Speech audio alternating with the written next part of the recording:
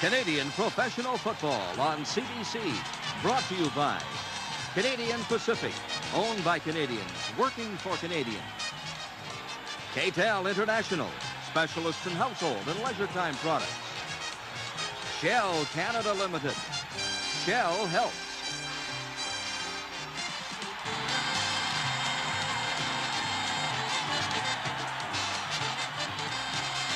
Just a few hours ago, Exhibition Stadium was set up for professional baseball. Now it's switched around for football as the struggling Toronto Argonauts meet another struggling team, the Montreal Alouettes, the defending Grey Cup champions.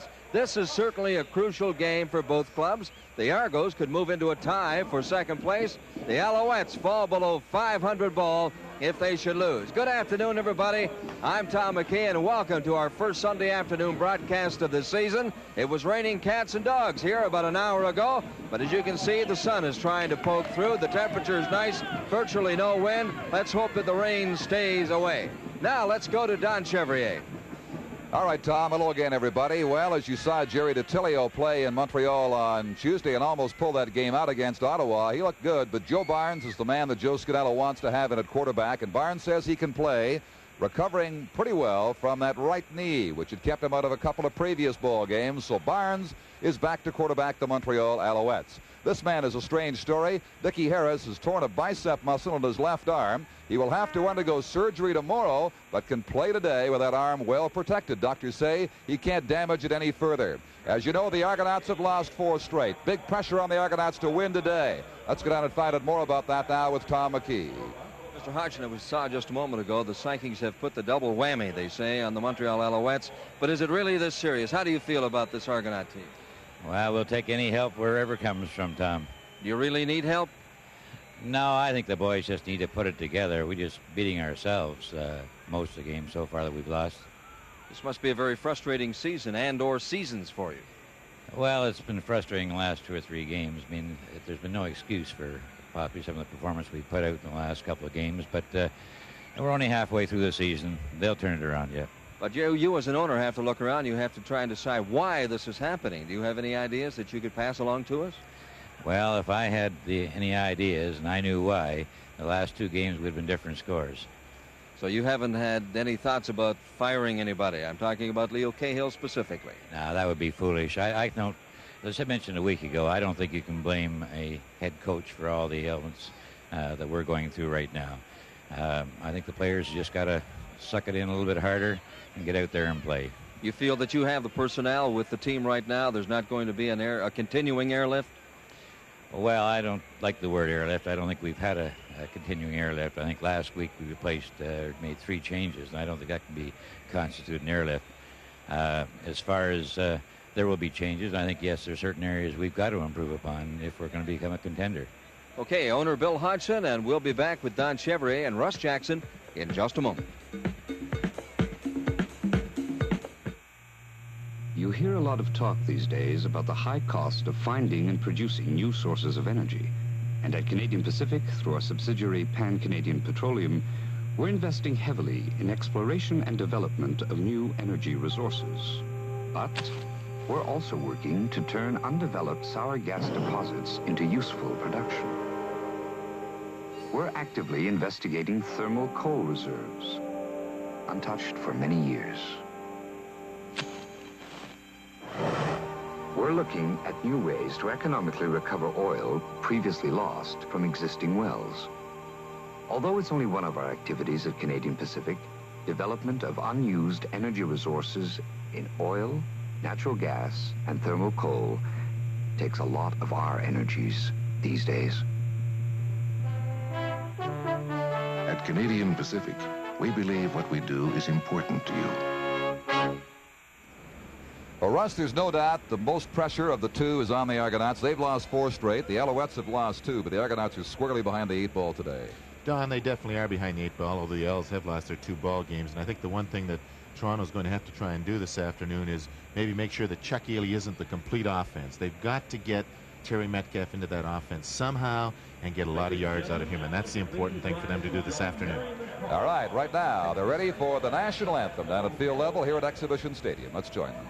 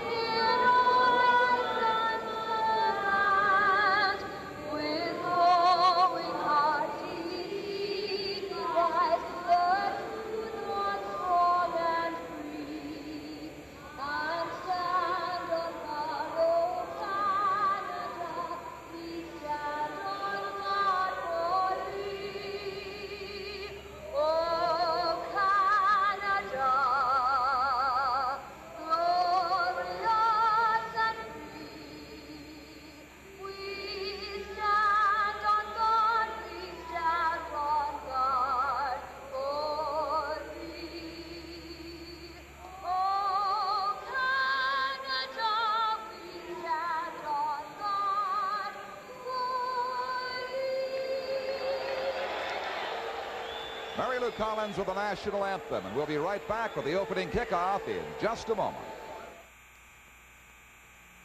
What's diversified mean, Harry? It means into a lot of things, Ralph. Canadian Pacific is a very diversified company. They're into mining, oil and gas, forest products, steel, real estate. They're diversified, Ralph, but under different names. So who knows? They should call them CP Mines, CP Steel, CP Oil and Gas, CP Forest Products. At Canadian Pacific, we believe what we do is important to you.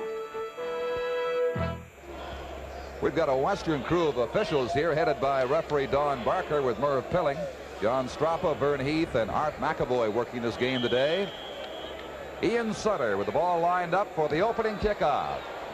Hutz hits it low, the 20-yard line. John O'Leary getting back to the 30-yard line. Dan Boubert, a former Hamilton Tiger Cat, brings him down after a 12-yard return. So the sun finally shining after a morning of heavy thunderstorms and lightning in the Toronto area, as the Toronto Argonauts go shopping for a share of second place with Montreal, despite the fact the Argos have lost 4 games in a row. And we're going to have to keep our eye closely on Joe Barnes, I would think, early in this game, Don. He does not have a brace on his left knee, as he did have on Tuesday night in Montreal. He did tell me, feels not too bad, but it's well taped up, so we'll keep our eye on it.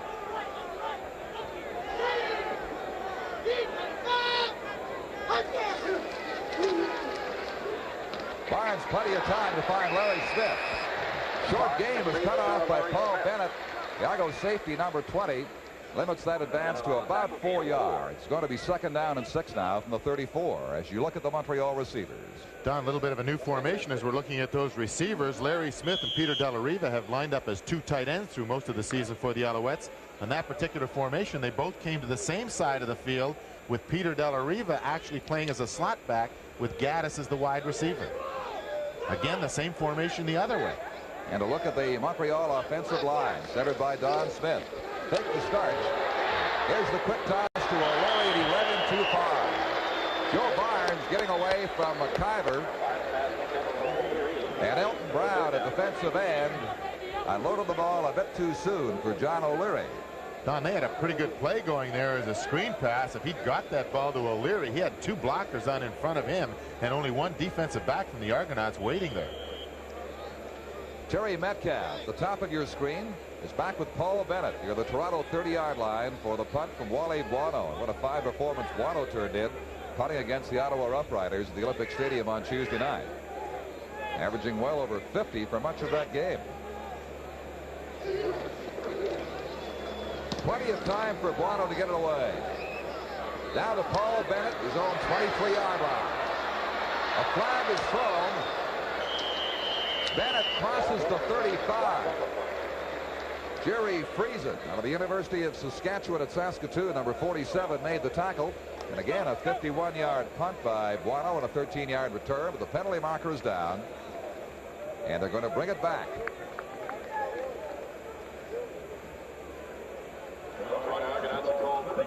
A clipping penalty will take it way back to the 11-yard line.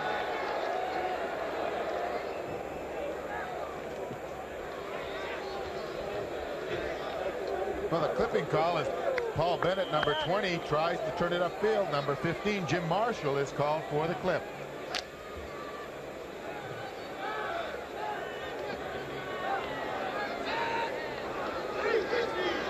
Chuck Ely is the Toronto quarterback. Early motion, left side of the line. A flag is thrown. Ely is going way downfield for Edwards. It is picked out by Jim Burrow of Montreal. The Argo 50-yard line.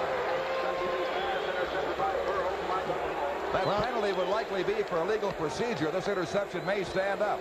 Buddy Hardman, number 29, who lines up in the slot back, moved prematurely and therefore was called for legal procedure. And as number 33 went downfield, Edwards, the ball was thrown up in the air, not well thrown ball at all, and Burrows pulled it down. But not a good start for this Toronto team, and the fans here a little reluctant to cheer for the Argonauts at this time. They want to see them do something, and the Alouettes are in good field position on the Toronto 50.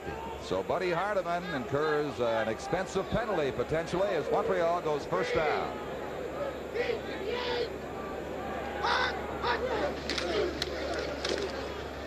Ken Stark straight ahead for 5 yards, make it about 6. Penetrates the 45-yard line near the 44. An interesting situation on the right side of the Alouette offensive line. Pat Bonnet, who has played center for this Alouette club, and Bill Kahl-Winter, a new offensive tackle, are playing against Denny Heim, who is a new defensive tackle for the Toronto Argonauts, along with Elton Brown. Jim Corrigal no longer able to play. He has that problem with a blood clot behind his Achilles tendon. And Dennis Heim, a newcomer on that defensive lineup for the Toronto Argonauts, 11th round draft choice of the New York Giants. This is Ken Stark shopping for and likely getting a first down across the 40-yard line at the Argonaut 39. Doug McIver in that left defensive tackle spot made the stop. We welcome viewers across the country and viewers in the United States watching this Canadian Professional Football League game today from Exhibition Stadium here in Toronto. On a partly cloudy, fairly mild September afternoon. The temperature is 18 degrees Celsius in the high 60s in Fahrenheit.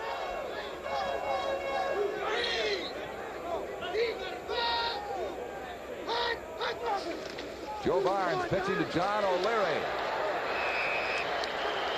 Dave Thomas was not blocked and was there to bring down O'Leary and limit his gain to only a yard or so. Make it a 1-yard advance or 2. Second down and 8 coming up now from the 37.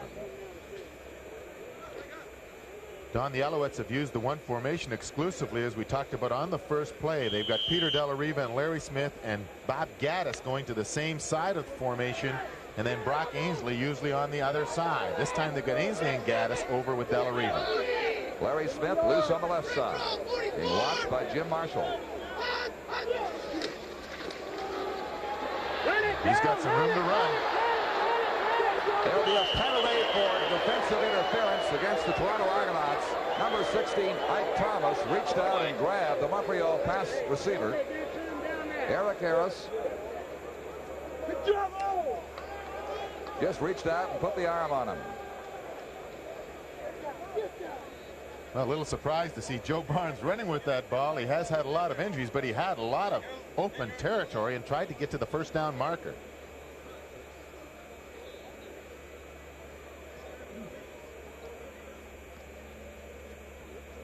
Referee is Don Barker.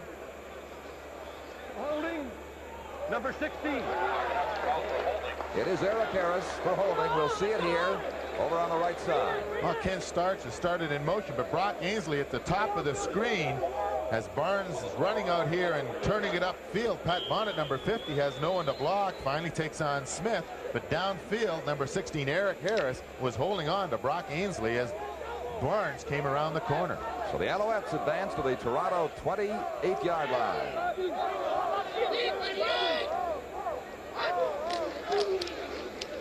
This is Ken Starch. He's been the principal ball carrier for the Alouettes early in this game. He gets down around the 22 for a gain of close to 6 yards. And Canadian Professional Football on CBC returns in just a moment.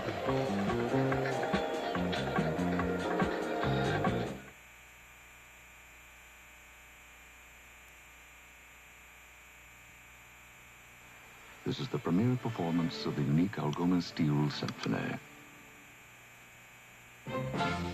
Brought to you by Canadian Pacific, of particular interest to the various instruments.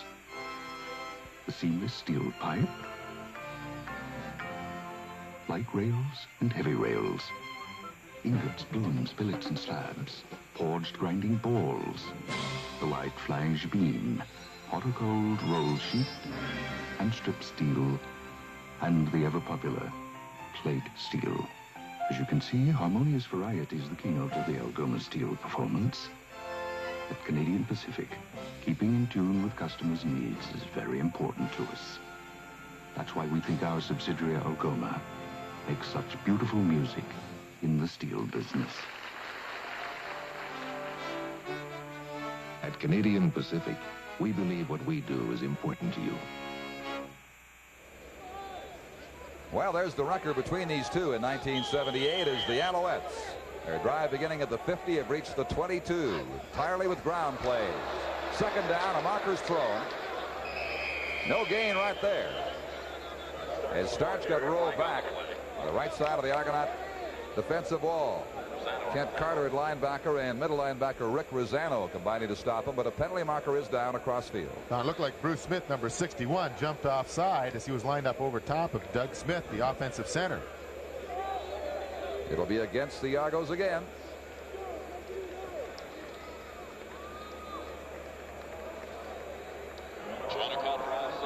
Offside. Montreal accepts to the 17-yard line and get a first down out of it. That's the third penalty for the Argonauts. They've been penalized for 30 yards, and the game is only 5 minutes old. Perhaps in their situation, Russ, they're just a little bit over anxious right now. Well, they know they have to come up with a big performance, and that produces some penalties.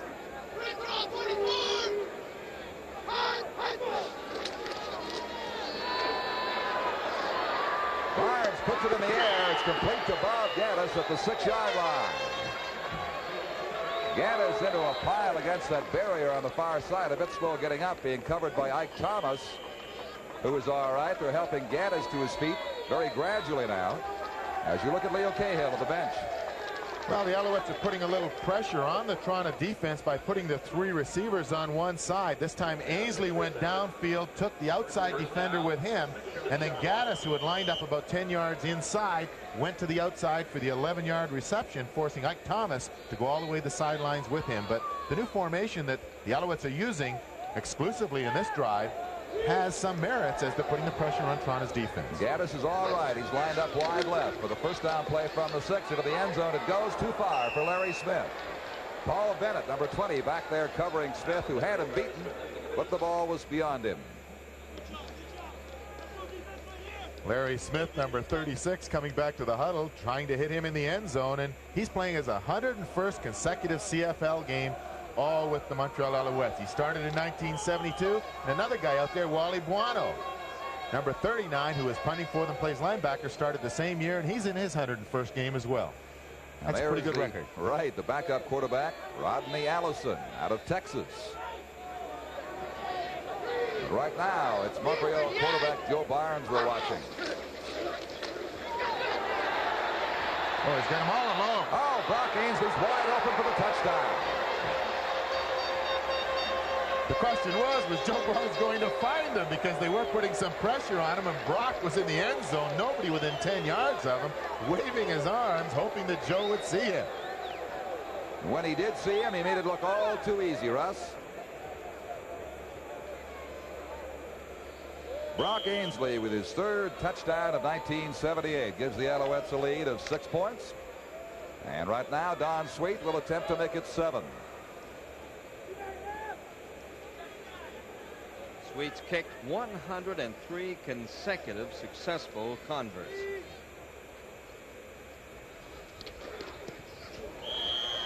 Increased that by 1. Montreal leads 7-0 with just over 6 minutes gone. Well, Barnes sprinting out to the left, a little fake in there to start as he came out. He's getting a bit of pressure here, and the person who should be covering Ainsley is in helping with the pressure, and you can see how wide open Brock Ainsley was in the end zone, 10 yards away from the nearest defender, Paul Bennett, number 20. Barnes 3 for 5. That 1 touchdown pass to Ainsley to cap that drive, which began at the 50-yard line. It appears as though in over-anxiousness again. The Argonauts were so convinced that Barnes might run that ball, they moved up and they left receivers like Ainsley wide open. Well, that's what you see so often when a team gets down near the goal line. They like to roll that quarterback out, because when you're about 5 or 6 yards out, it's so easy for that quarterback, if there's any opening at all, to turn it upfield and get into the end zone, and it puts so much pressure on those defensive backs. Just another word about Don Sweet. His last miss on a convert was September 28th, 1974. Almost exactly 4 years ago. He's also kicked 118 field goals out of 160 attempts. That's an average of 76.2%. We were in Edmonton, Tom, to see Dave Cutler's convert string broken at 137 a month or so ago. This is Paul Bennett, 15-yard line.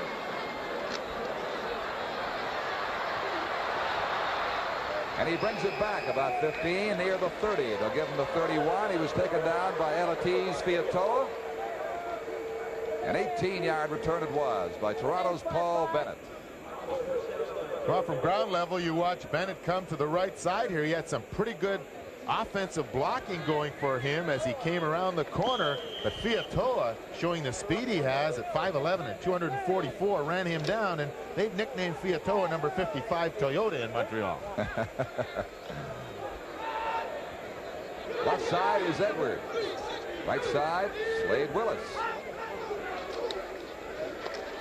Terry Metcalf is surrounded. Down he goes for a loss of 2 at the 29-yard line. Gordon Judges and Larry Utek combine to make the Montreal tackles. And Metcalf's frustration appears to be continuing. While he leads the East in rushing with 373 yards, he certainly was expected to have a total much higher than that. His average is 4.1 per carry coming in from the St. Louis Cardinals. There's Joe Barnes, who successfully directed that Montreal drive to a touchdown for a 7-0 lead. Chuck Ely quarterbacks the Argos. 2nd down and 12. A flag is down.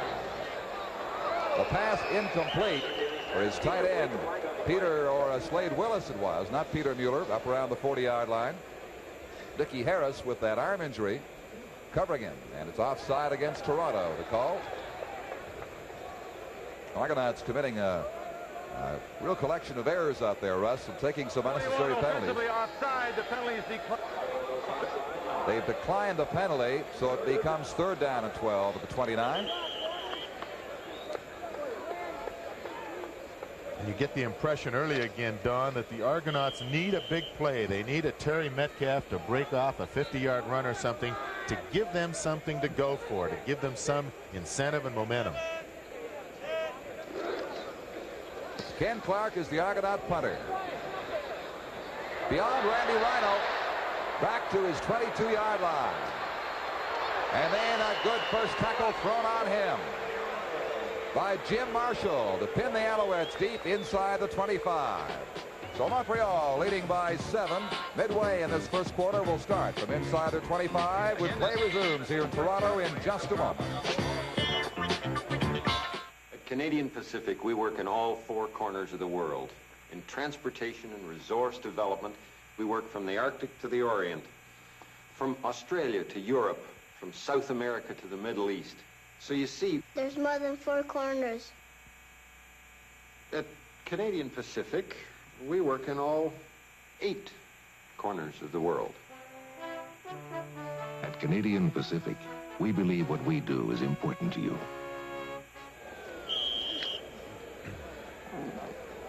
Reminder of baseball action next Wednesday on Major League Baseball 78. The Expos and New York Mets from Shea Stadium, New York, right here on CBC.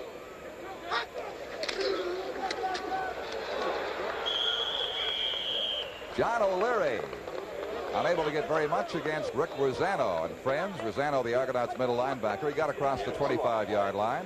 Make it a gain of 3 yards. It'll be 2nd down and 7 now. Fans may be wondering why Joe Barnes, who was supposed to be so injured with his knee, is back in this game. It's not ligament. It was not a cartilage problem. He pulled the inside muscle of his knee, and so when he got that added rest from the game on Tuesday, I think it was Canella's idea all along to start him in this game.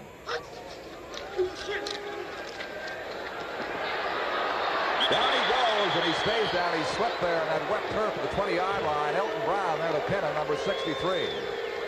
Well, he had plenty of time to throw that ball, but Jim Marshall, number 15, just did an outstanding job of covering Brock Ainsley, number 19, coming down, running a deep pattern to the sideline. But Barnes going back to throw the ball, looks downfield, but all the time, number 15, Jim Marshall, has got Brock Ainsley, number 19, covered.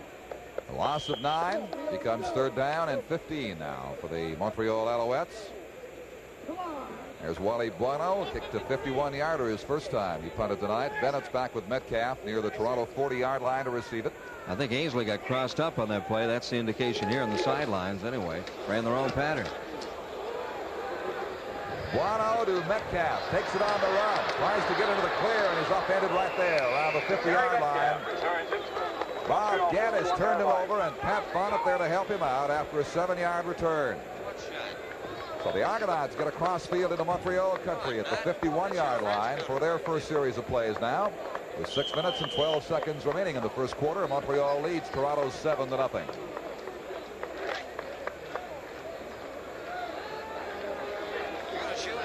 Metcalf wide left now as a receiver out of the backfield. Hardeman and Braganola lined up as the backs. It goes to Mark Braganola across the 50-yard line around the 48. His gain will be 3. There's 64. Glenn Weir applying the Montreal tackle. Backed up by Carl Cornell, the middle linebacker, number 72. Get him 2, 2nd and 8.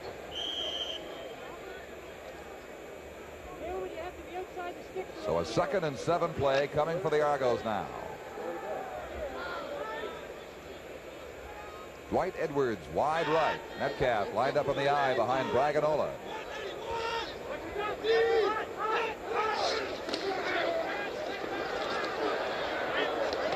lock was down as the catch is not made. It's ruled incomplete at the Argonaut bench. Slade Willis, Jim Burrow defending. Now Slade Willis, number 74, going down and running an out pattern. He's trying to push Jim Burrow off as much as he can, and it seems like there's a lot of room there. The ball didn't really have a lot of zip on it, and Burrow was able to recover and knock it away.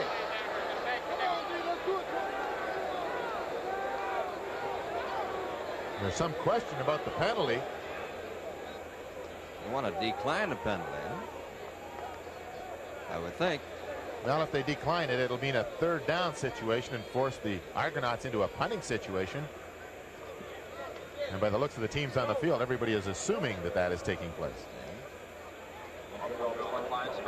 Interference called against Peter Mueller of Toronto. Offensive interference, so the Argonauts lose it down. It becomes 3rd down and 7. And Ken Clark, the ex-Hamilton Tiger Cat, will punt to Rhino and Harris near the Montreal goal line.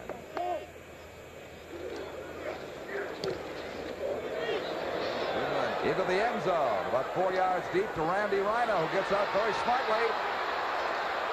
Rhino up near the 20 and a good run back from the Alouette end zone. Taken down finally by Gord Knowlton. He brought it back 23 yards after a 53-yard punt.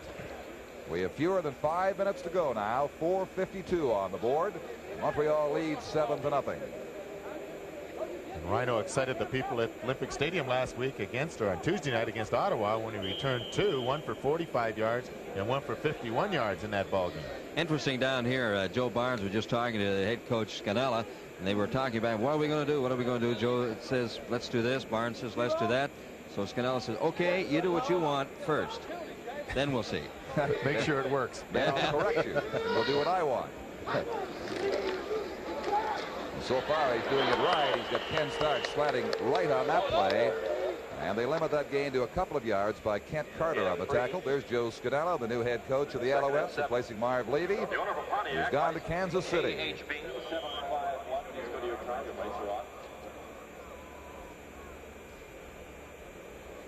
That's a 2.5-yard gain. Peter Della Riva, 49 touchdowns in the CFL regular season games. Veteran tight end missed a couple of games with an injured hand.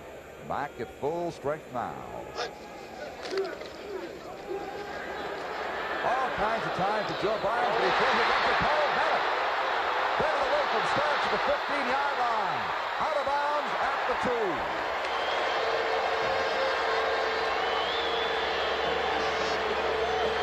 The surprising thing was that Joe had all day to throw the ball, Russ, and he fired it right to Paul Bennett. Well, the one thing this Alouette offensive line is doing, they're giving Barnes lots of protection. He's looking downfield. He moved up into the pocket. No problem. He's trying to hit Peter Della Riva, but Bennett had him covered like a blanket and picked that off and returned it 30 yards to the 3-yard line. But again, as you said, Don, he had plenty of time. It was Barnes who ran him down at the 3.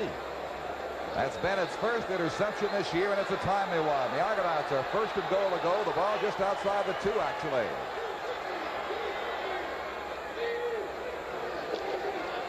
Braganola is going nowhere. Maybe half a yard. Wally Buono, the right linebacker on the corner, made the stop as they flared everybody out of there and plowed Braganola straight ahead. Got as far as the 1. There's Paul Bennett out of Wilfrid Laurier University with the interception for Toronto. Well, again, we see the interception that Bennett did make. Barnes got plenty of time. He moved up into the pocket well, but certainly trying to hit Della Riva, and Bennett was in excellent position to intercept. Great coverage. I think Scannella might be calling some plays in this game next time they get the ball. Here's Terry Metcalf. And he, no signal yet, appeared to be into the end zone.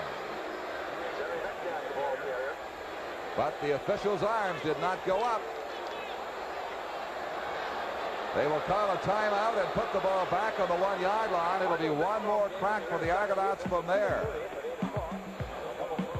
So the Argonauts are parked at the 1 with 3rd down coming up. We'll have it for you right after this. At one time, Canadian Pacific was primarily owned outside this country, in Britain, in the United States, and in a few other countries. In those days, Canadians were low man on the totem pole. But today, that's all changed. Today, over 70% of Canadian Pacific is owned by Canadians. And that certainly looks much better to us. At Canadian Pacific, we believe what we are is important to you. CBC Tuesdays this fall, Rennie Simard is back for a new season of high-powered musical entertainment.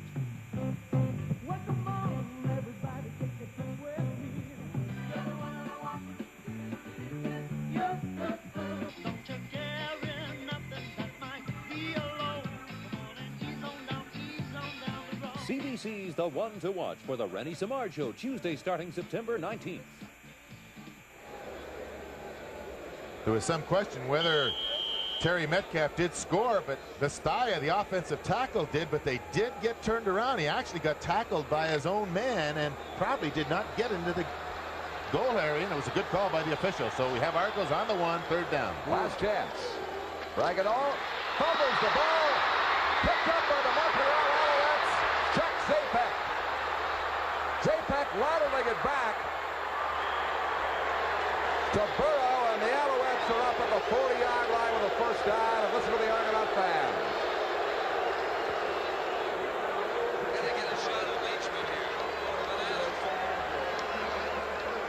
Three cracks from the 2-yard line.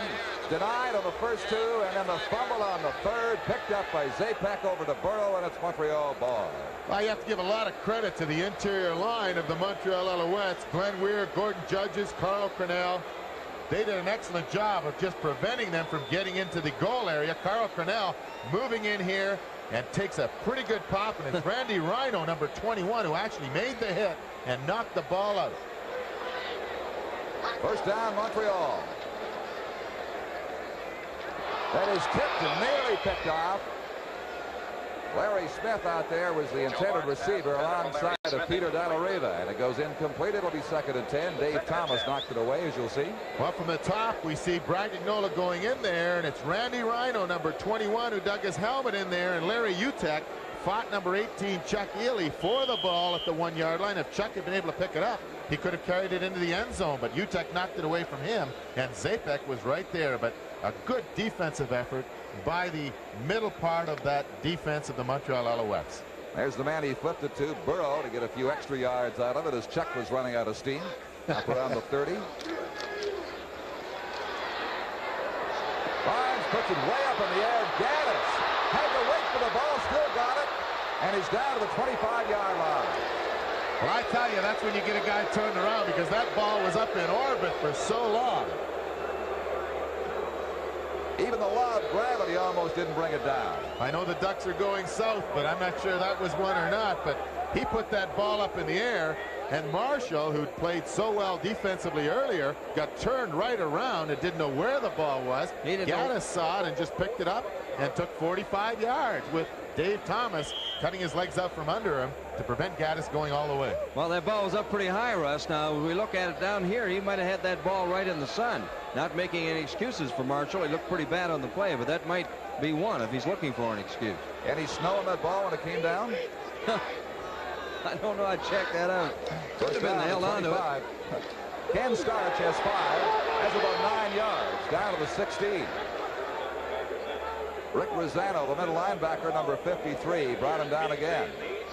Get on several tackles, and now Rodney Allison, the reserve quarterback, is throwing to Willis, warming up, maybe in to relieve Chuck Ely very shortly. Well, Starch, who's been the main ball carrier for the Alouettes, does a real good job of coming around that corner. Eric Harris, number 16, tried to make a tackle, but instead of wrapping his arms around him, tried to knock him down. And Starch has now carried 5 times for 28 yards.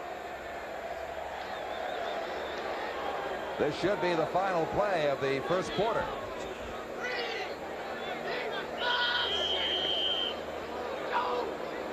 And they whistle it down.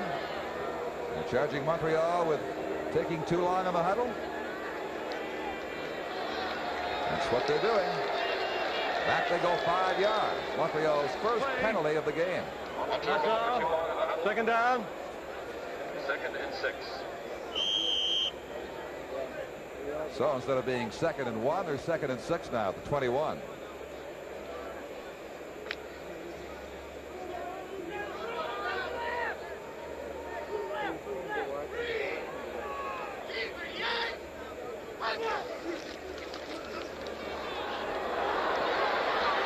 Barnes into the end zone for Dallas, touchdown.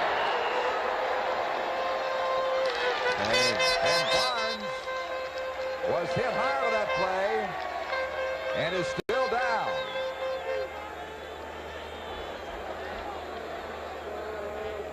Ooh, that looks like his getting knee. up and he's limping on that bad leg. Down he goes again. The first quarter is over and the score, Montreal 13 and Toronto nothing.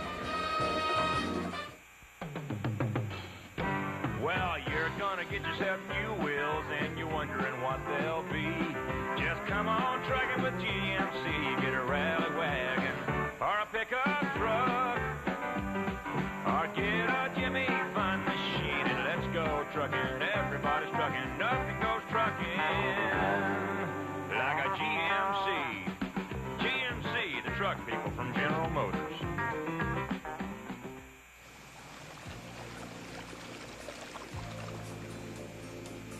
When you're thirsty, when you're really thirsty. Canada Dry Ginger Ale, I'm ready for you. Any thirst, anytime, I'm ready for you.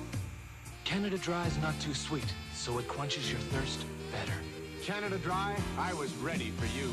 Any thirst, anytime, I'm ready for you. Canada Dry Ginger Ale. All motor oils look alike. They feel alike. On the surface, you can't tell them apart. How can you tell which one is right for your car? Look here, of course, and here. But also look here. Shell Super Multigrade is designed to meet or exceed your car's warranty requirements. So whether you change it yourself or see your Shell dealer, insist on Shell Super Multigrade. From the Mileage Company.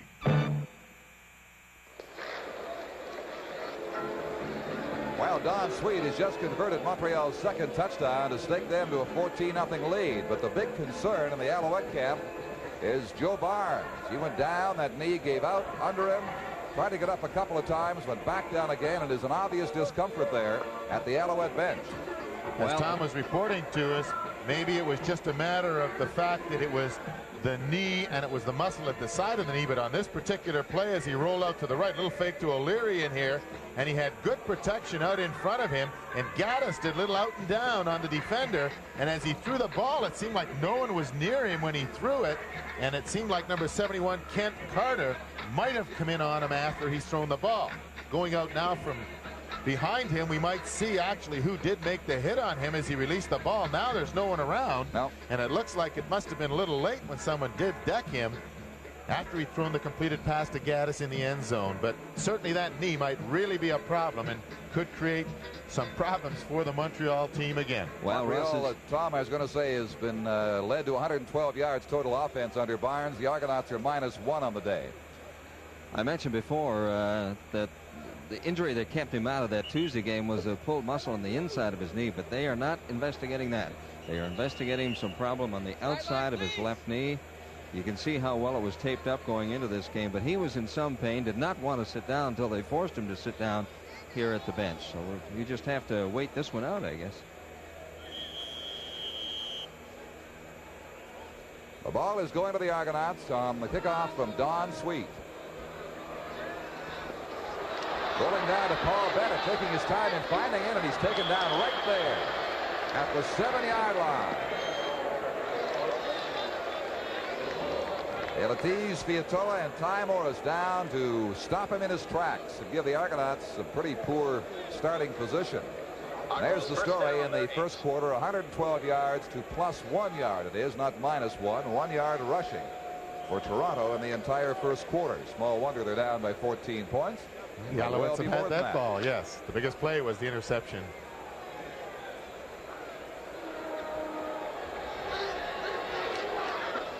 Rodney Allison comes on to quarterback the Argonauts.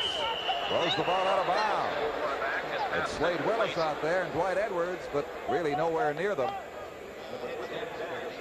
Jerry DiTilio, of course, will be called upon the next time the Alouettes get the ball to replace Joe Barnes. He quarterbacked a solid game for them in Montreal after a bit of a shaky start. Could have won the game, fumbled at the 16-yard line as they were pressing for the go-ahead points in the final minute. Ottawa won at 23-18. He took a pretty good shot from Mike Finucci when he did fumble that ball late in that fourth quarter. Yes, he did. This is 2nd and 10 for Allison and the Argos. Pitches to Metcalf, who wants to throw off it, can't find anybody open. And Metcalf slashes through for a first down. Well, Don, rather funny play to call down there with a 2nd and 10 situation. Everybody's looking for a pass, and usually you throw that halfback pass on a first down situation or a 2nd and short yardage situation. He was trying to get to Dwight Edwards, the speedy deep receiver, could not see him in the clear, and picked up enough yards for the first down. That is the Argonauts' first down today, and we're in the 2nd minute of the 2nd quarter with Montreal on top 14-0.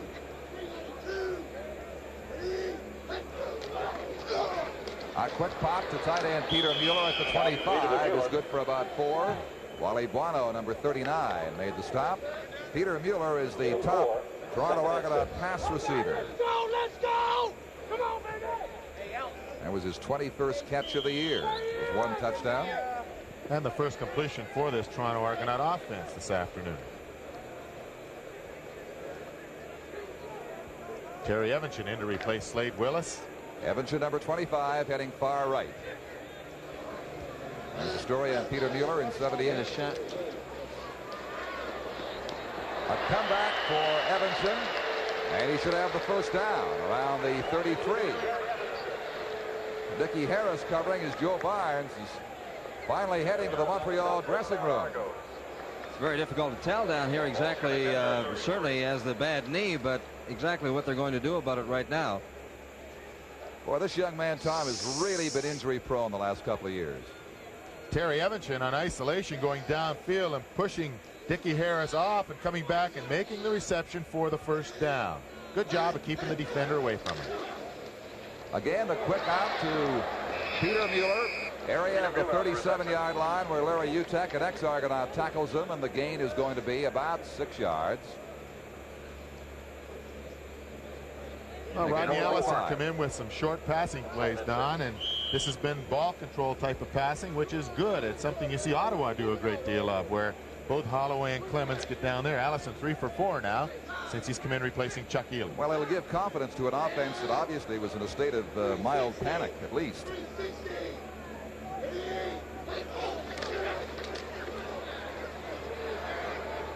Peter Mueller again fumbles the ball, knocked out of bounds, ruled incomplete. Was not a catch and a fumble, simply an incompleted pass. So it goes to 3rd down. And Allison's short drive is over. 3rd down. Randy Rhino, number 21, put a pretty good hit on Peter Mueller. Rhino gives away quite a few pounds to number 72, Mr. Mueller, but he really stuck him. There he is now, going back to join Dickie Harris on the punt return combination with 3.5 minutes gone in the 2nd quarter, and Montreal is in front 14-0. Ken Clark, 2 good punts today. This one not so good. Takes a bounce to Rhino at the 30.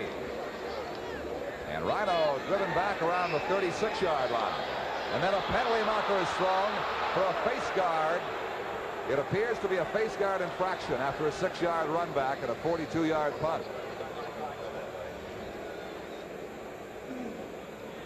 Well, Randy Rhino was pushed back a long way here, and then as he went down, number 68, Doug Reddle, came in a little late, and they might be calling him for a late hit. The word from the medics at the Alouette bench as far as Joe Barnes is concerned is he's gone to the dressing room to put back on that brace that he was wearing on Tuesday night if he had been needed in that game. As we mentioned before, he was only taped for this game. With hindsight, I guess they could say now that he should have worn that brace. They will not know until later in the week, after they have some pictures taken, some x-rays, just how serious it is. But the word is now that he'll be back in this game, or at least back on the bench with the brace. Well, here's Jerry DiTilio. The penalty to the 50-yard line. Marshall grabbed the face guard, then Francis piled on. They got him for that. John O'Leary now has picked up 5 yards straight ahead at center field. Rosano and Bruce Smith defending on him. Wayne Smith at right defensive end, and Bruce Smith at right defensive tackle.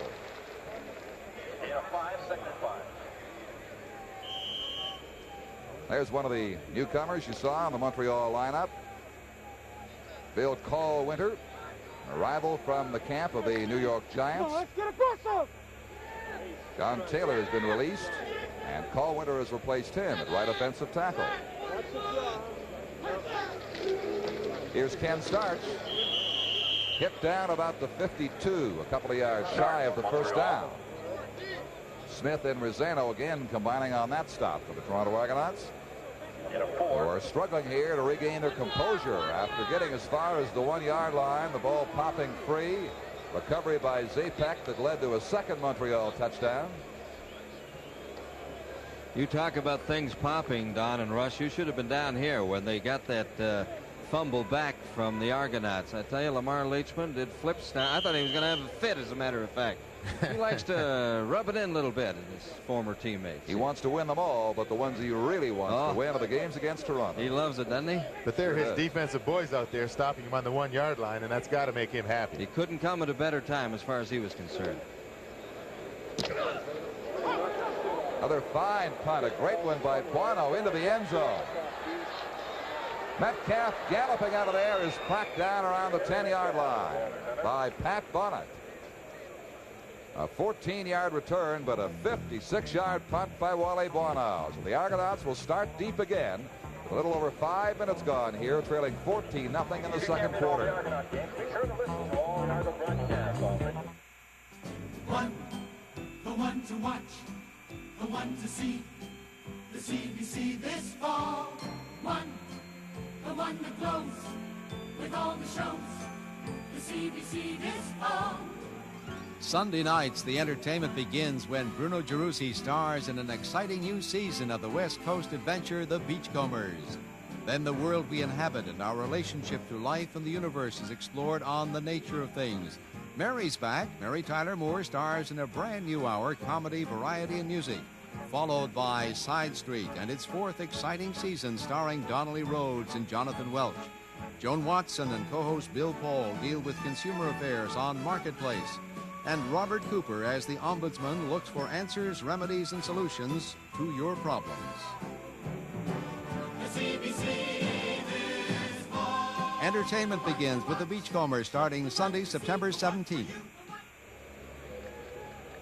Well, apart from one catch by Terry Evanson, replacing Willis for a play or two, the prime receiver for the Argonauts has been Peter Mueller, the tight end. Rodney Allison in there at quarterback again has been favoring him in a short passing control kind of offense he's shown us to date. A little confusion there by Allison. Larry Utek ends it for him. Solves his problem. Takes him right down to the 6-yard line. The loss will be about 3 yards. Well, Don, they went into an offensive formation with Buddy Hardiman in as the running back and Terry Metcalf up as the slot back. And they used this quite a bit against Hamilton, where they used Hardiman in the backfield and put Metcalf up as a pass receiver. That time there seemed to be quite a bit of confusion between Bragignola and Ely. An Argo offensive line changing as the season goes along. Ellen Bogan and Norton, certainly two of the newcomers in that setup. Back into the end zone with pressure goes Allison. The ball is tipped away. Big Clifton Alapa, number 70, got in to bat the ball down. Goes to 3rd down, and now 13 yards to go. Back at the Toronto 6, 8 minutes and 50 seconds until halftime. Well, Clifton Alapa, number 70, playing that right defensive end spot for the Montreal Alouettes. Junior Ayu in practice this week, pulled a hamstring muscle.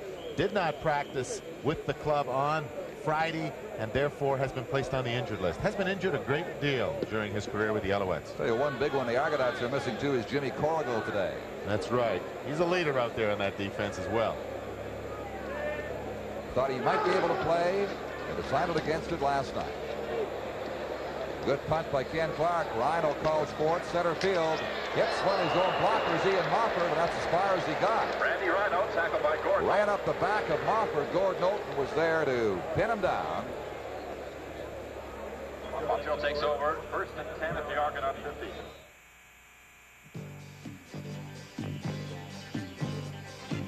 Our second edition of Grandstand Quarterback is coming up at halftime. Today you can call the plays along with CFL great Don Getty. Stay with us then for Grandstand Quarterback and Don Getty at halftime. And on a future game, we'll delve way back in the past and feature Russ Jackson as a Grandstand quarterback. Not that far.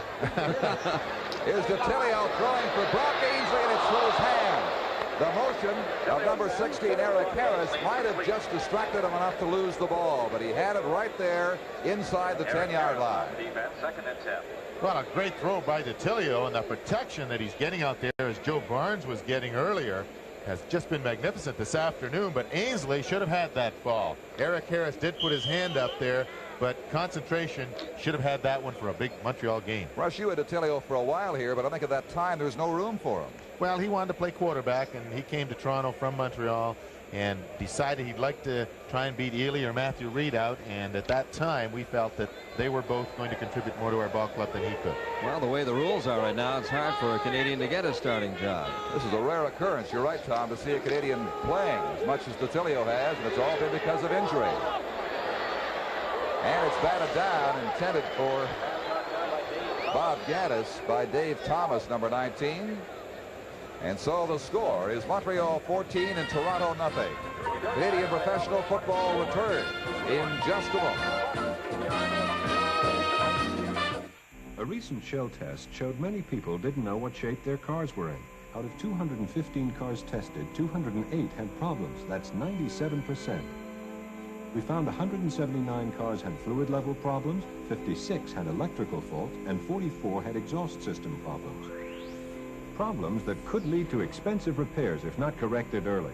That's why Shell wrote the Early Warning Book, one in a series of helpful books, free from Shell. Shell helps. The Alouettes have nearly 100 yards more total net offense than the Toronto Argonauts do today. They're getting set to punt to the Argos now with Wally Buono stationed at his 45-yard line. Bennett and Metcalf way back in the goal area. Metcalf moves up around the 6-yard line.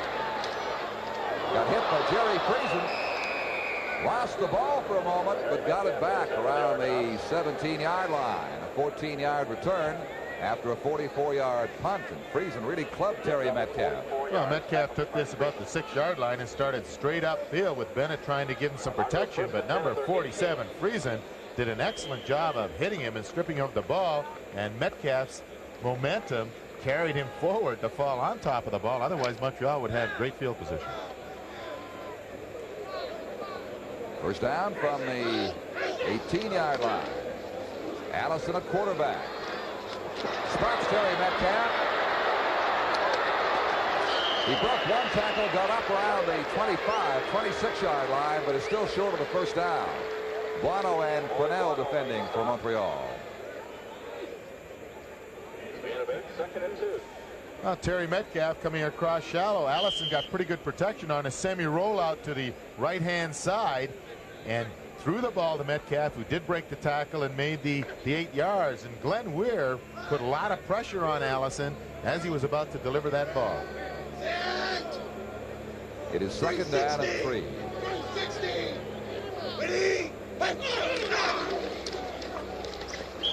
Well, he never got untracked. Didn't get the first down. Metcalf reaching out to about the 27. Piatoa and Carol Quinnell especially cut the feet out from under him. So third in the yard, and the Argos will punt again with 5:58 remaining until halftime. Montreal leads 14-0.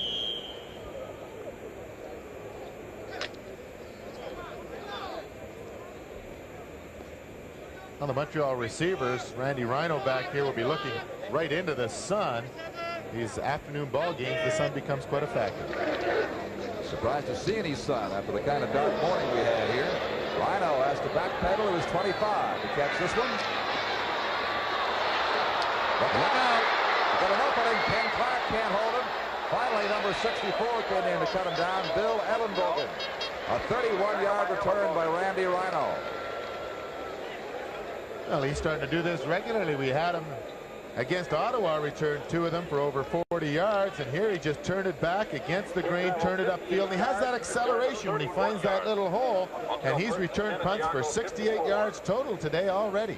While Rhino stood back there waiting for that ball, the coaching staff of the Alouettes kept yelling, "No clips, no clips." Apparently they were listening. We've got Spinks and Alley for you, the headline attraction. 3 world title bouts coming up. The big one, Leon Spinks and Muhammad Ali next Friday night on CBC television. Ken Starch, as the flag is thrown, gets out around the 49-yard line. Gain of about 5. Russ, we had a survey last night on the baseball telecast as to who we thought's going to win. What is your choice on Friday, Spinks or Ali? Well, I'm going to take Ali. All right. I think he's coming back. I think everybody's picking Ali. That makes it unanimous. Ron Taylor went for Ali. Tom McKee reluctantly for Ali. No, not necessarily. I just wanted to get something a little stirred up. Of a minor 5 yards. Face masking of a minor variety. Now that's the first time I've heard that call. Well, it's a 5-yard penalty if it's of the minor variety, if they feel it is not intentional, just in making the tackle. Otherwise, it would be a 15-yard penalty and thus give them a first down. So it's 1st and 5 rather than giving them the 15-yard penalty where it's a flagrant grabbing of the face mask. They don't do that intentionally, do they? Tisk. Nice they have that choice to distinguish between the two. John O'Leary. That'll be a first down, Montreal. O'Leary pounds down to about the 42-yard line. Montreal with a good running game and an excellent passing game today. Gordon Olton and Ike Thomas combined to stop John O'Leary. Well, last night at the press conference, the two coaches had something to say. Joe Scudetto said, talking about the game last Tuesday against the Ottawa Rough Riders. And that's as close as you come. A genius or a bum, 5 points decides your fate. And 1 fumble. 1 fumble. Yes, Leo, but a fumble right now. Detilio fires it out complete. Bob Gaddis pushed out of bounds over on the far side, but Jim Marshall, not before he collects another Montreal first down as this drive is gathering momentum with 4:14 to play in the second quarter. And Don, that's Detilio's first completion of the afternoon since replacing Joe Barnes, but the Montreal club has had a lot of success with the sprint out. The Argonauts are not putting any pressure on the quarterback. Barnes has had success in throwing those touchdown passes, and now Detilio, who can run as well, is getting to the outside with very little pressure. He's got Gaddis wide left, Brock Ainsley wide right. O'Leary and Starch. The setbacks. John O'Leary takes it, fights off tacklers, reaches inside the 25-yard line where Bruce Smith finally has him. So the gain is going to be 4 to 5 yards for John O'Leary. Ken Starch, his backfield mate, led the blocking again on that play. That's what O'Leary has done this afternoon. 23 yards in 5 attempts. Barnes seemed to favor Starch. Now Detilio's going a lot with John O'Leary on the ground.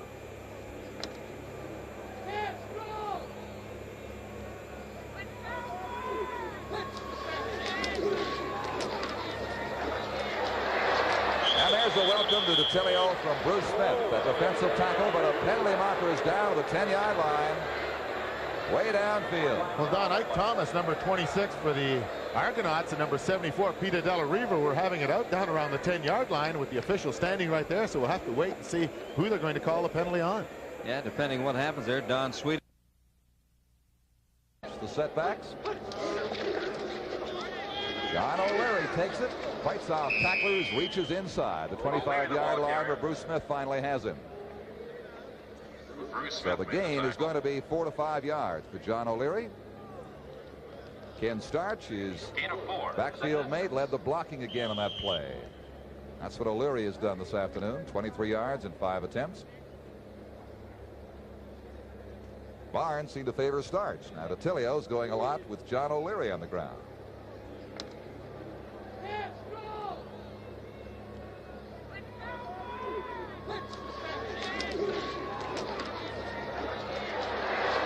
And there's a welcome to DeTilio from Bruce Smith. A defensive tackle, but a penalty marker is down to the 10-yard line.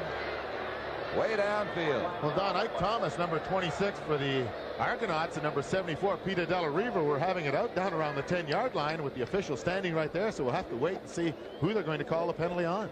Yeah, depending what happens there. Don Sweet, of course, ready to come into this ball game. He's just 9 points now away from the magic 700 total. Defensive holding called against number 26, Ike Thomas of the Argos. Guess they won't need Sweet just yet.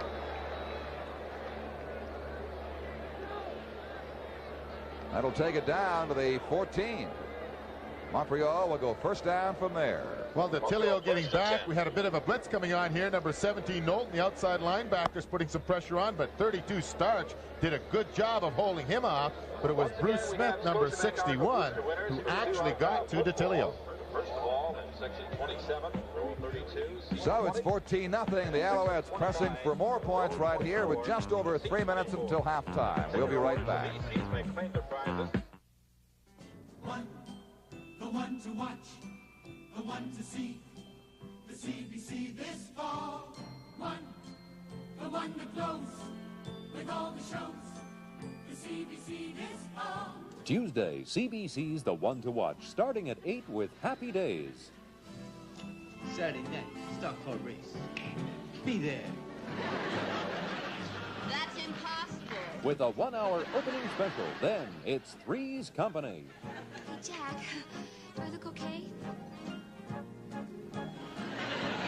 Everything seems to be there. 2 girls and a guy sharing one apartment and a lot of laughs. Then it's award-winning investigative journalism at its best with reporters Adrian Clarkson, Eric Melling, and veteran broadcaster Ian Parker on The Fifth Estate. The CBC this fall. CBC, The One to Watch, Tuesday night starting at 8 with Happy Days. That previous penalty is number 74, Peter Della Riva, went downfield. You see number 26, Ike Thomas, just holding him a little as the flag is thrown. Twice. They caught him the second time. John O'Leary cut down as he tried to slant left by the new defensive tackle, Dennis Heim. Number 52. The play originating at the 14-yard line. And they're down to about the 13 for a 1-yard gain. Wayne Smith, an ex-Ottawa Rough Rider, BC Lion. At defensive end today for the Argonauts. Himes playing defensive left tackle. Bruce Smith, the right tackle. Elton Brown in place of the injured Jimmy Corrigal at defensive left end. 2.5 minutes remaining in the second quarter. This is second down and 9, Montreal.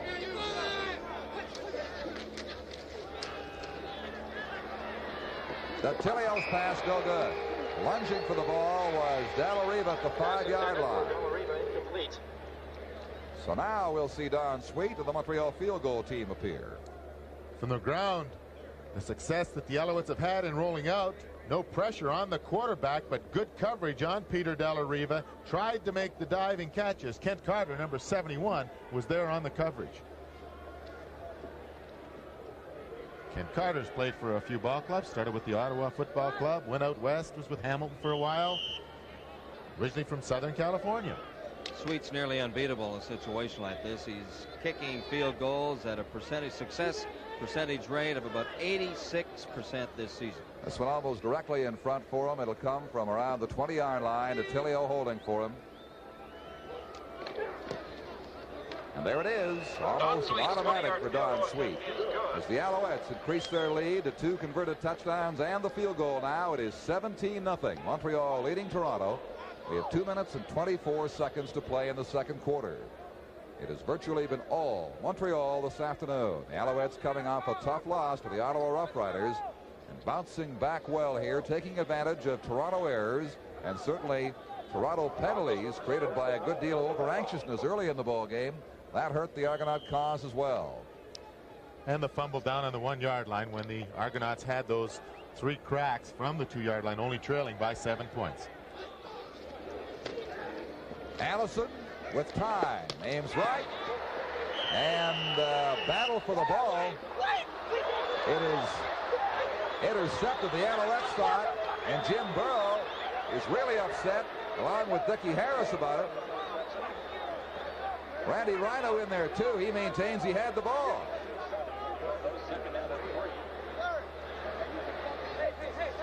Well, there's a lot of complaining going on there. Oh, penalty flag. They have just got themselves a penalty, which is rather silly at this stage of the ball game. The official has called it as an Argonaut catch. I guess his tie favored the offensive receiver.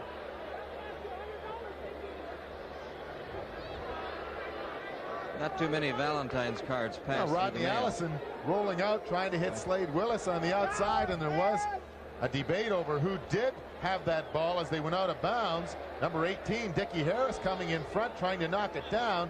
And the question is, who has control of the ball now before they go out of bounds? And it looks like Dickie Harris had it all the way. He did. That's a strange call. No wonder the Alouettes were upset about it. Then they get the objectionable conduct call for protesting it. The big question was, did Dickie Harris have control of the ball before he went out of bounds? And they gave it to the Argonauts.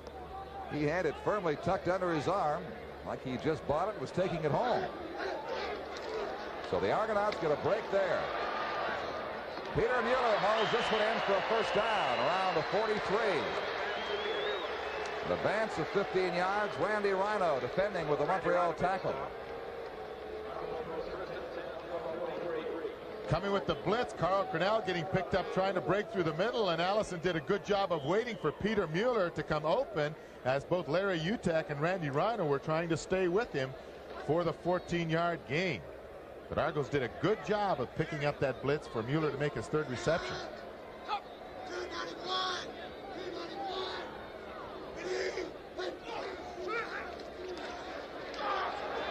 Allison tries to run up into what he thought was an opening, but it was quickly filled in by Alouette defenders, and they nail him for a loss of a couple.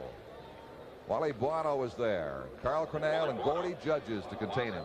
Don, I think that was a planned play. It looked like a quarterback draw situation trying to be set up by number 12, Rodney Allison, but the Alouette defenders were all standing there waiting for him. It was no surprise to them. A minute and 40 seconds remaining now in the second quarter. That's what Allison has done in the passing game today, mostly short passes. Well, now Pump wants to throw a little longer. And on the sidelines, he had the right idea, but Braganola couldn't catch up with the ball. Coverage by Rhino and Dickie Harris. So it'll go to third down and 11, Toronto.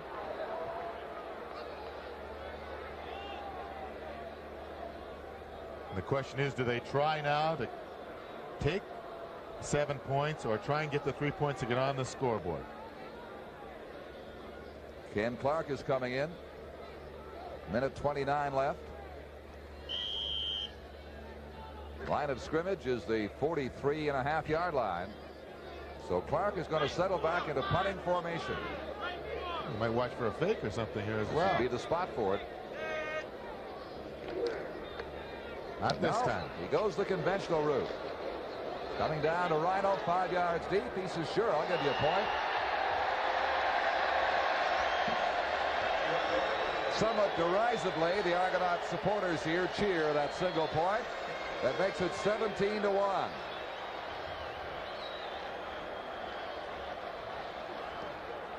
Montreal 17, Toronto 1 with a minute 21 left, and the Alouettes will take the ball first down from their 35-yard line. I think Rhino knew what to do. He also knew if he didn't concede that point, he'd be hearing from Joe Scannella when he got back to the bench. Well, I'm sure Scannella makes the decision long before they concede the point. What's going to happen? You're ahead 17. You might as well be ahead 16 at halftime and not take any chances. Detilio hands to O'Leary, and he got tied up with his own blocker trying to open something for him, Bill Kahl-Winter. And Doug McIver made the containment after a gain of 1 yard. It'll be second down and make it one. Almost half a yard was the gain, really. A minute 17 remaining now. The Alouettes not as spectacular under Detilio as they were under Joe Barnes earlier, nonetheless still very much in control here. Barnes, as we told you, is in the dressing room, as Tom suggested, perhaps getting a brace fitted, likely for further medical evaluation. Ken Starch is turned back short of the 40-yard line. Rick Rosano and Kent Carter containing him with 56 seconds remaining until halftime now. 2 on the play makes it third down and 7. The game certainly has slowed down, Don, since Barnes left, and neither team has been able to put too much together. Barnes, when he was in there, looked like the Joe Barnes that led the Alouettes to those 7 consecutive season-opening wins last year, if you recall. Sprinting out and making everything happen. And putting a lot of pressure on the defense. Metcalf's back with Bennett between the 20 and 25 for this punt from Morley Buono.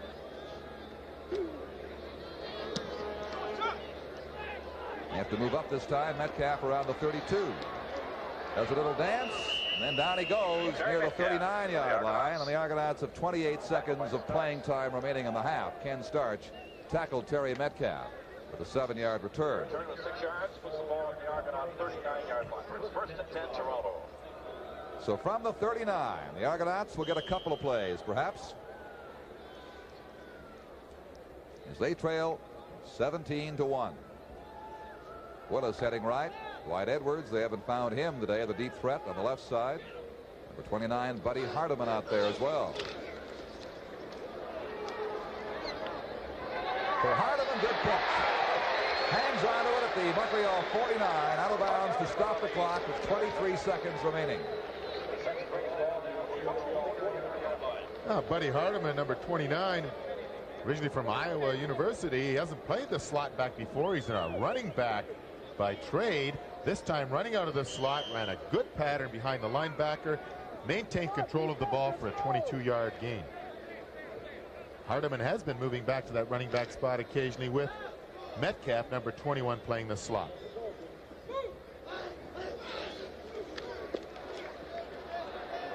Another sideline pattern there. No catch. Edwards was knocked down when he got the ball. The feet were not in bounds. So 18 seconds remain now, as Allison would like to work the Argonauts in for at least a field goal attempt before the half ends. I'm not sure that Edwards, if he'd maintained his balance, could not have caught that ball and come down with 1 foot in bounds, which is required in Canadian football. He's the young man who had played only high school football in Mississauga before coming to the Argonauts. They go deep for him. Oh, taken away, and a good defensive play at the last moment by Jim Burrow. Back there with Randy Rhino covering, and now 13 seconds remain. Argonauts are going to 3rd down and 10. Edwards was looking, reaching up, fully expecting to have that ball right in his hands until Burrow appeared. Well, number 64, Glenn Weir, who was the East outstanding lineman last year defensively, taking a pretty good shot from number 57, Ralph Hill, who's moved in as that offensive guard, having started the first half of the season as the offensive center, and he had him strung out there very effectively. It's hard to walk that way when your neck's being pushed back. Lots of time. Allison got a strike to Peter Mueller. Mueller down with 5 seconds remaining at the 33-yard line. Well, an important completion. It does move the men close enough to try that field goal. And Ian Sutter coming in, having not been very successful with his field goals in the latter couple of ball games. That was a 16-yard gain on that completion. From the end zone, Rodney Allison rolling to the right a little bit, comes back over the middle, looking for Peter Mueller, and had plenty of time as the Alouette front four didn't put any rush on. Sutter is 13 for 20 on the year. This will come from the 40-yard line.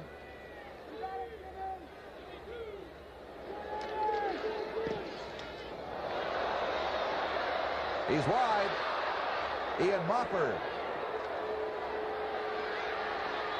not willing to give up a single point as Rhino was before him. That surprises me a little bit, Russ. Well, with the last play of the half, I'm sure he felt that he'd like to try and get out and not give the single point up. They wouldn't start deep in their own zone, such as would have been with Rhino. But if he fumbles on that last play and the Argonauts recover, it's a touchdown no matter how you look at it.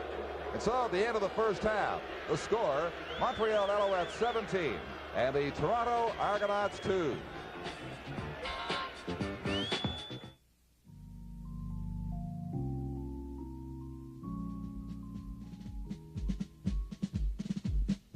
An old soldier should never rust away. Not when you've got Tremclad rust paint to dress up metal that gets rusty and crusty. So in practically no time, he's bright and shining again. No wonder Tremclad is Canada's #1 selling rust paint. Nobody's got it like Pontiac's got it. No wonder the sales success of full-size Pontiac continues. Compare this luxurious Parisienne for integrity, quality, and distinction. Try to equal Parisienne's blend of grace and creature comforts, all at a Pontiac price.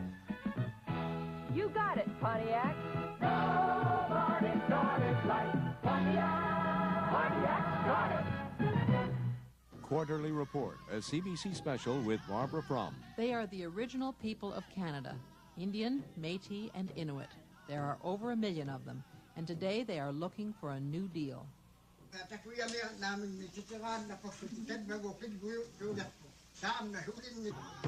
They call themselves the people of this land. A CBC special on Quarterly Report. Tonight at 9:30, 10 in Newfoundland.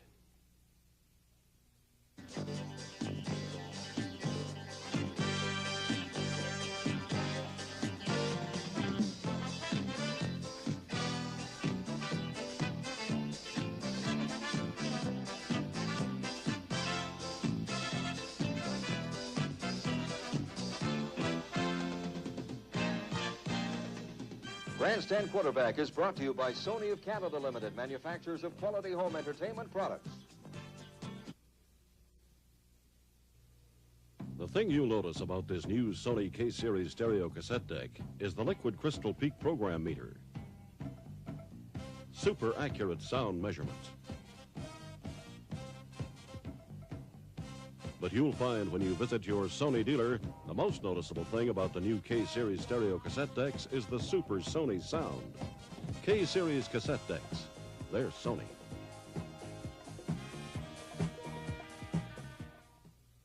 Everybody likes to second-guess a quarterback, and on today's edition of Grandstand Quarterback, we're going to see if you would second-guess Don Getty for what he did in the 1956 Grey Cup game. And Don, looking back, way back in 1956, this was the third in a series of games against Montreal, and the Eskimos were having a tough time with a good football team. How much do you remember about the 56 Grey Cup game?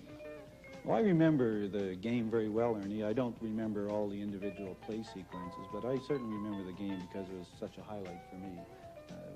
I didn't know up until just before the game that I was going to be playing quarterback.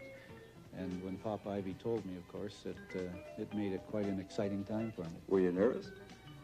I guess I was nervous for the kickoff, but after that, there was just too much to do and think about. We had a new offense we put in only 2 days before the game, and that really kept us all concentrating. All right, let's go back to the second quarter now. You're trailing by a score of 7-6. It's a whale of a football game. And let's see, there's a punt situations here, so why don't we flip on the projector and see what's happening. Okay. Sam Echeverry is punting for the Alouettes, and he gets away a short punt here, up to about the 31. It goes out. So the Eskimos have first down and in scoring position, and Don's at quarterback. You notice, Ernie, we're going on the quick count here because Montreal tried to adjust to our sets, and we didn't want to give them time to. We gave it to Parker, and then Bright, and then Kwong got a first down right there. Right, underneath everybody. There's Normie faking, and a pitch out to John. He goes behind Art Walker and Roger Nelson for a good game. Johnny Bright was a big tank. Good play here to Jackie Parker. Yeah, this is a reverse to Jack and going against the flow, and he runs it really well down to the 1 yard line. And then you snuck it for the touchdown, and the Eskimos were in the lead by a score of 12-7. But they came roaring back, and they took the lead again, 14-12. But the Eskimos weren't really worried at that time, were they? They had a plan against Montreal. That's right, Ernie. We had the feeling that if we could stay close at halftime, particularly in these Grey Cups with Montreal, that we could beat them in the second half. We felt that we were in better conditioned, and over the full game, we could beat them. All right, after they took the lead 14-12, there was another punting situation, so let's pick it up there. With time running out in the second quarter, Echeverry punts again, this time to Steve Mendrick on the Edmonton 34, so it's first down. Yes, and this is a new series we put in of the double lateral with Rowley and Jackie, and they ran that beautifully against Montreal. Here I'm throwing to Rowley Miles after faking to Normie Kwong, and Rowley makes a great catch and run. Yeah, 19 yards on that play. Then you went for 16 on this one. Right, we could run inside to the left, and we had to run outside to the right because of the Montreal personnel. You ran Johnny Bright again here. Right. So you got 4 more. We're in a hurry to score before the half here. And here I'm faking to Brighton. Watch Hugo. He shoots. Makes me throw the ball quickly, and Jack adjusts to it and catches it without seeing me throw it. So you had the lead. Now, the third quarter starts off with a bang as Rolly Miles fumbles that kickoff on his 14, but then, well, he recovers. On the next play, though, there's a fumble by Johnny Bright. Right, Doug McMickle stands up the interference and knocks the ball loose, and Montreal recovers. We're in trouble because it's on our 16-yard line. That's Pat Abruzzi, or Bob Pascal there, and then Pat Abruzzi. We had a lot of respect for Abruzzi. He's a fine football player. Hard hitter.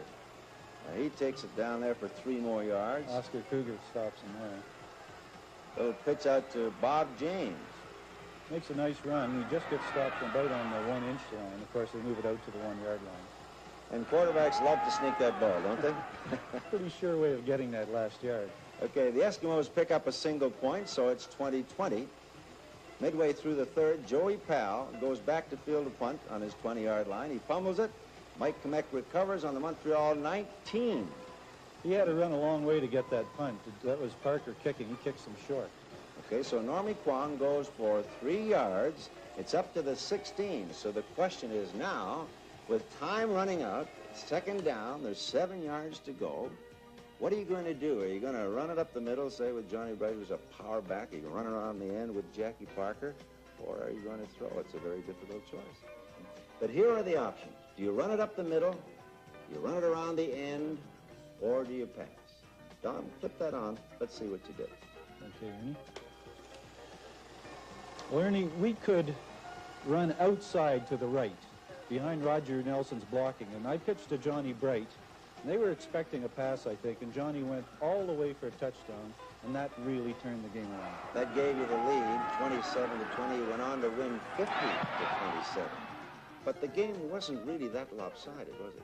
No, it wasn't, Ernie. That big spread came late in the game. Most people think back to that game as being one-sided. It wasn't. As you've just seen, it was tied late in the third quarter, and it was a tough football game. We pulled away very late in the game. Don, you're a young 45 years of age. You're the Minister of Natural Resources and Energy for the province of Alberta. You still maintain a heavy interest in the game? Yes, I have 4 boys who are all interested in football, and many of my friends are involved with football. So I really do. I was on the directors of the Eskimos for a while, left it when I became involved in politics, but I go to all the games I can, and I really enjoy it. Any quarterbacks among the boys? I think I'm going to have 1, perhaps 2. Ernie, I would like to see one of them try it. Thanks very much for being with us, Don. You're welcome. That was our second show in a series that will be with us for the rest of the season called Grandstand Quarterback. Our guest next week is Don Jonas. Grandstand Quarterback is brought to you by Sony of Canada Limited, manufacturers of quality home entertainment products.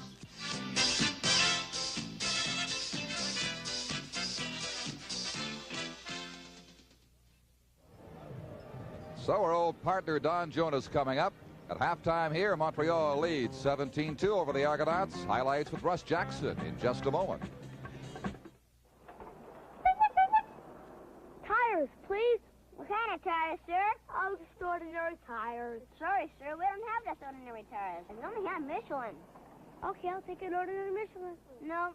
Why not? They don't make ordinary Michelin. They only make the best kind.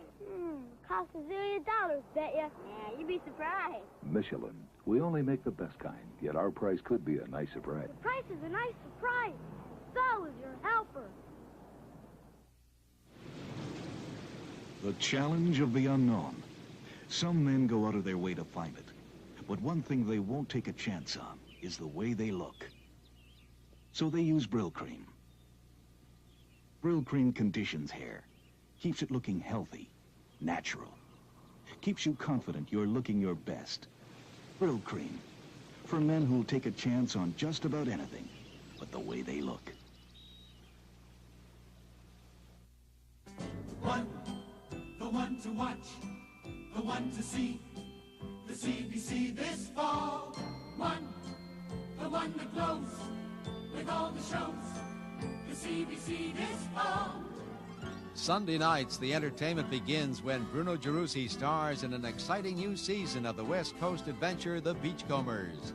Then the world we inhabit and our relationship to life and the universe is explored on The Nature of Things. Mary's back. Mary Tyler Moore stars in a brand new hour, comedy, variety, and music, followed by Side Street and its fourth exciting season starring Donnelly Rhodes and Jonathan Welch. Joan Watson and co-host Bill Paul deal with consumer affairs on Marketplace, and Robert Cooper as the Ombudsman looks for answers, remedies, and solutions to your problems. The CBC this fall.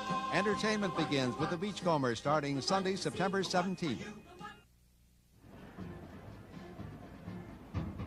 Well, there's no question, Russ Jackson, the first half belonged to the Montreal Alouettes. Joe Barnes looked to be in fine condition, came on and made things happen until he was injured. Well, Joe was able to roll out. They gave him good protection, but he also was able to get outside himself, and when he rolled out, there was no pressure from the Toronto defense. And the first touchdown they scored was from a rollout action. Little fake into the middle to one of the running backs. And at this stage, Brock Ainsley is so wide open back there, he's yelling and screaming. Barnes finally pulled up, looking like he may run with the ball, and finally just dumped the ball into the end zone to Brock Ainsley for the first touchdown. And that's one thing they've been able to do so far. They've been able to sprint out, and the Toronto defense hasn't put any pressure on them. The Argonauts didn't have many bright moments. There were a couple defensively. One certainly that Paul Bennett provided with his tight coverage on Peter De La Riva. Well, they had good protection. We mentioned that Barnes and Attilio were getting good protection, and Barnes had excellent protection on this particular play. Both outside rushers were moved behind him. He moved into the pocket, and he appeared not to see Bennett. He thought he could throw it to De La Riva, didn't throw it that well. Bennett was in perfect position, stepped in front of De La Riva, and picked it off and ran it into the 3-yard line.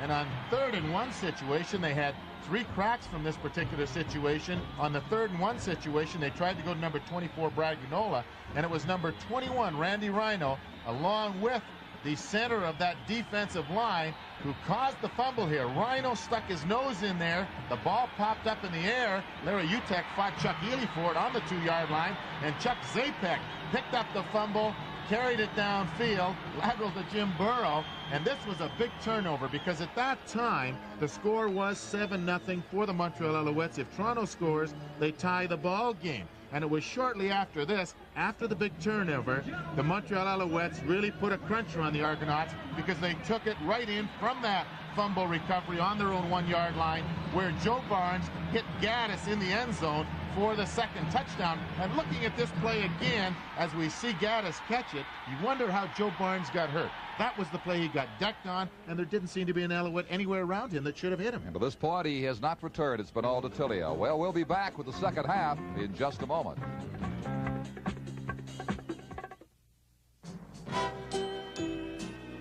A CBC season premiere. Side Street, the action-packed police drama, returns to CBC for a 4th exciting season starring Donnelly Rhodes and Jonathan Welch. Next, Teller. Hey, don't involve me, okay? Hey, don't deal yourself out.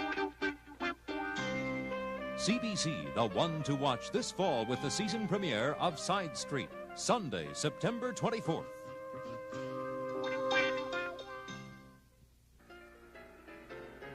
Major League Baseball 78, and you can watch both the Montreal Expos and the Toronto Blue Jays as CBC television crews bring you all the action, the highlights, and the replays. The Expos and the Blue Jays. Major League Baseball 78 on CBC. Wednesday night, the Montreal Expos are at New York Shea Stadium. Check listings for time in your area.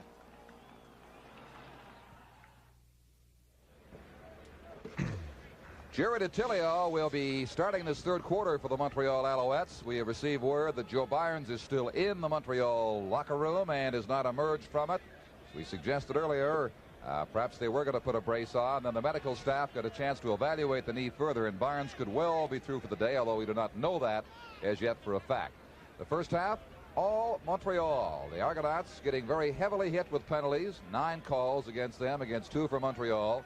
And the net offense of 151 against 94 as the Argonauts with Rodney Allison picked up a few yards in the 2nd quarter. It appeared as though the Argos almost threw up their hands in despair with Chuck Ely when he couldn't get the team in from the 3 or 2-yard line on 3 separate cracks. Allison came on to quarterback from that point on. One of the important things, Don, are looking at those statistics, the fact that at the end of that first quarter, the Argonauts only had 1 yard net total offense, and they have outgained the Alouettes in that second quarter after Joe Barnes was lost to the Alouette Football Club. But all they have is a pair of single points, and it's 17-2. As Joe Scannella has some very explicit instructions for DeTilio, as now Chuck Ely warms up. We may see Chuck in this third quarter for Toronto. There's Don Sweet, provided Montreal with the field goal to go with their 2 touchdowns for a 17-2 lead. Getting set to kick off to Bennett and Terry Metcalf. Paul Bennett has it.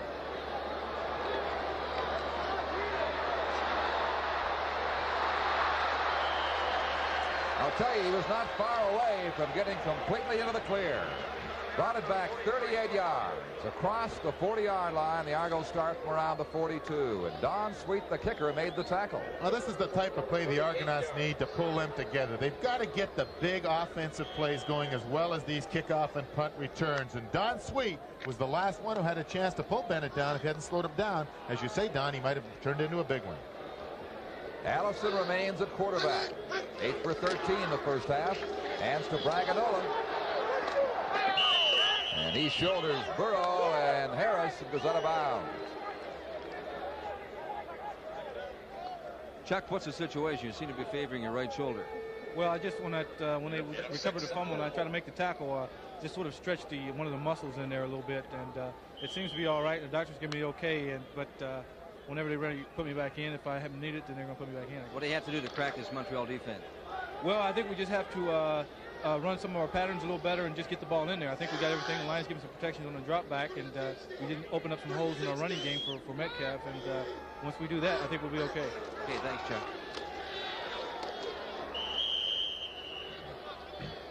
Well, Metcalf not getting the first down. I think he missed it by about half a yard. Fiatoa, number 55, came in to crunch him down. So it should be third down. They're going to measure, and a foot or so to go for the Argonauts. And now you have a decision as the head coach. Coach Cahill, if they don't have the first down, is going to have to make that decision, because if you don't convert this one now and give Montreal that good field position, they can pin you right back for the rest of the quarter. Looks like they're going to go for it.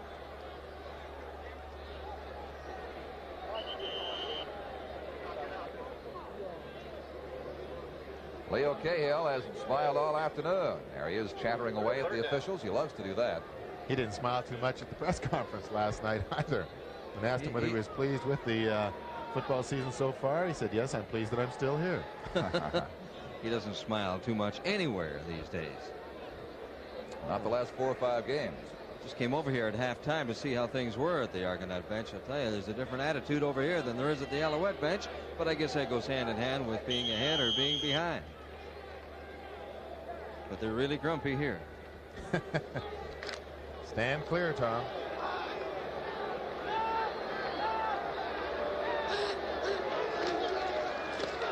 Braganola hits for the first down and then some. Then lost the football, and Wally Bono has it for Montreal.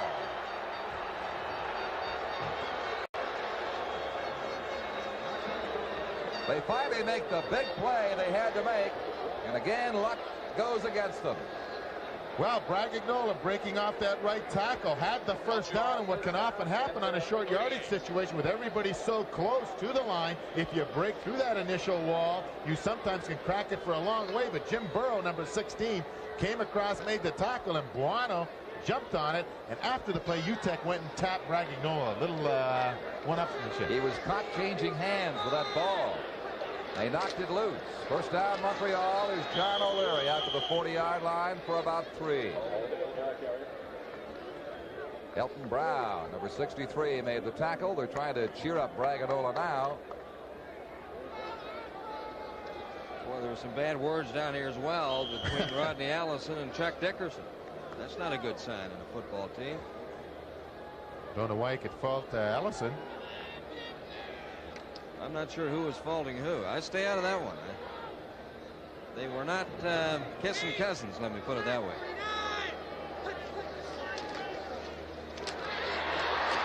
DeTilio getting out of the jam. Get a block.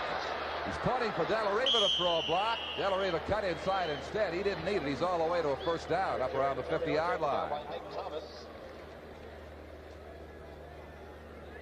From the end zone, playing quarterback yourself, Jerry DeTilio going to the right. The blitz was on. They had some pretty good pressure on DeTilio, but he got to the outside to the left. He's pointing to Della Riva to pick up number 26, Ike Thomas. But instead, Della Riva could see what was coming up from behind Jerry. He couldn't see. He didn't have eyes back there, and he was protecting his back. Jerry did get the first down with his first run of the day. I think Scannella was swallowing hard, too. There's not that many quarterbacks around. Like none behind DeTilio. Starts the ball carrier. Tom, you may have to suit up. Sorry, Don. I don't think they're quite that desperate, but you never know. In a 5, second and 5. How's that go?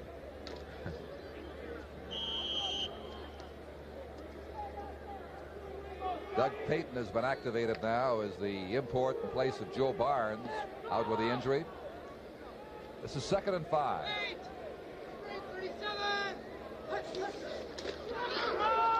O'Leary had no opening to begin with, and what he did get was filled in quickly. Rosano and Elton Brown. On the tackle. I'll tell you, those two have been in on the lion's share of the Argonaut defensive plays today. Don, one of the interesting situations with Doug Payton, number 61, who was the designated import, being activated for Joe Barnes. That means that Joe Barnes cannot play in this ball game for the rest of the afternoon. So you can bet every time DeTilio has that ball in his hands that Coach Scannella is going to have a lump in his throat. I guess if they ever got down to having to use somebody, Larry Smith would be the logical one, wouldn't he? I think so. He has played some quarterback. Well, I don't think he's done very much for the Alouettes this season in that capacity of practice. 3rd down and 2.5. Wano punts it away to Paul Bennett. Ian Mofford is there to drag him down short of the 25-yard line after a 38-yard punt, an 8-yard return. And so DeTilio leaves and Rodney Allison comes on now. The Argonauts get the ball back in a 17-2 ball game.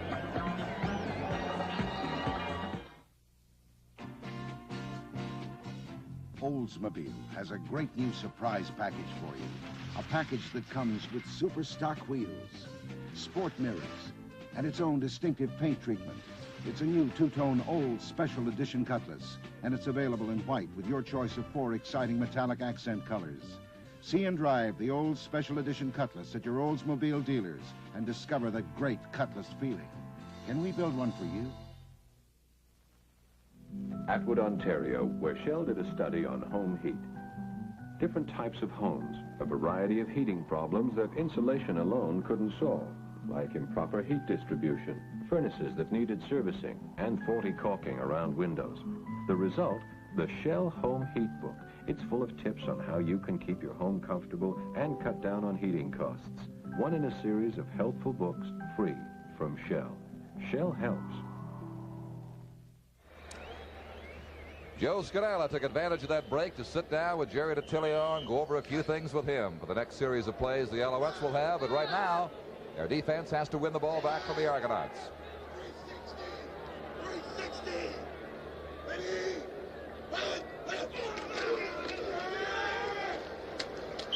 Well, they try to get Terry Metcalf loose that way and can't do it. Glenn Weir read that properly. He just came right in to meet him.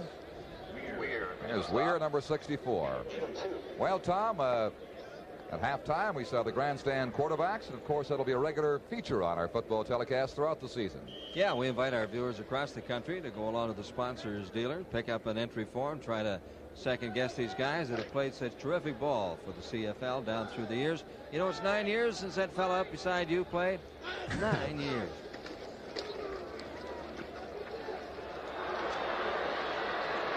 Allison under pressure on Rhodes. The ball is fumbled by Edwards, but it appears he got it back, and we'll have a first down at the 36-yard line. Well, that's twice this afternoon that Edwards has jumped to catch that ball. Once he jumped and ended up out of bounds, and it was no reception here. There was no reason to jump for it. He was all alone as he came across here. Dickie Harris got lost and slipped a little bit, and he really didn't have to jump to make that reception. Then he carries it out there like a loaf of bread right here. You got to tuck that ball in because these guys are pros. They're going to take it away from you. This isn't high school ball in Mississauga. Looks like Harris just stripped him right there. So Argos got further problems. Terry Metcalf coming to the bench in the last offensive sequence. He strained his left knee. They taped it up, but he's come off the field again. Maganola got out around the 40-yard line for a gain of 3 to 4 as they go to work on Terry Metcalf. Lapa and Cordell made the Montreal tackles. Metcalf has taken a lot of wicked shots in open field situations. Oh, isolation on Edwards from that last play. You saw that Harris and he were getting back at each other, and Harris might want a little rest tomorrow.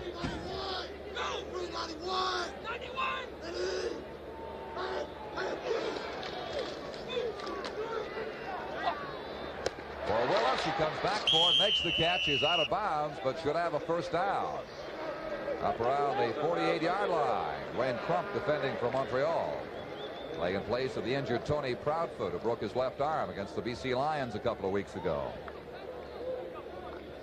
Well, Slade Willis has come into his own this year with the Argonaut Football Club. He was not recognized as a prime receiver, but this year playing that wide spot with the Argonauts has been one of their leading lights. And the medics over here at the Argonaut bench taking a look, probing around on that left knee of Terry Metcalf. Obviously, it's on the inside there. He says it doesn't feel as if the pain is too deep. What that means, I don't really know. There's a reverse. Edwards. And the speedster gets out of bounds around the 54-yard line. That's going to be a gain of 6. Dwayne Crump forced him out. He was the one man that they couldn't block out over on that side. Started out like a pretty good play. He had 4 blockers out in front of him. Crump just crept around the outside of them and pushed him out of bounds. Little pitch to Hardiman, who hands off to Edwards coming around the other way, and he had plenty of artillery out in front of him. There they all are, and if he turned it back inside and maybe gone with them, Crump might not have had the shot at him. It is 2nd and 4. 360. Allison will keep, but does not get the first down. Just across midfield of the Montreal 54. He'll miss it by a yard or so. He actually pitched that ball to number 29, Buddy Hardiman, and that was a dangerous play as he was going down right on the sideline. So it's 3rd down and 1. That play is coming up in a moment. The score is 17-2 Montreal. Canadian professional football returns in just a moment.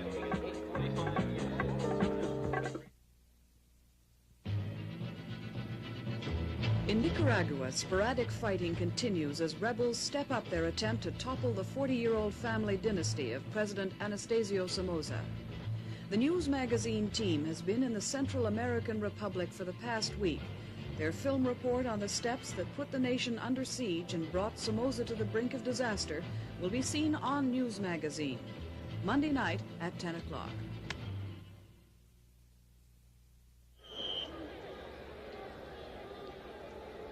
Back with you from Exhibition Stadium in Toronto, midway in the 3rd quarter.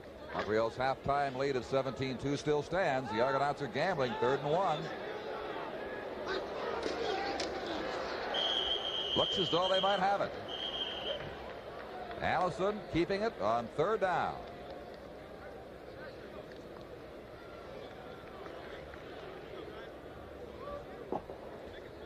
And Allison is limping a little bit as he goes back to the huddle. Well, that's the kind of meat grinder you want to keep your quarterback away from, ideally. It paid off in this sense. They got a first down. There's Joe Barnes all through for this day, back with his teammates at the Montreal bench. Strictly a spectator now. Well, Crennel, the middle linebacker, takes a pretty good shot at Allison, and he hit him pretty good head on. And they're trying to steal that ball, I think. You know they are. Allison slipping. And then put down for good by Gordon Judges. On Allison, That field still has to be a little bit slick in places from a pretty substantial rain it received this morning.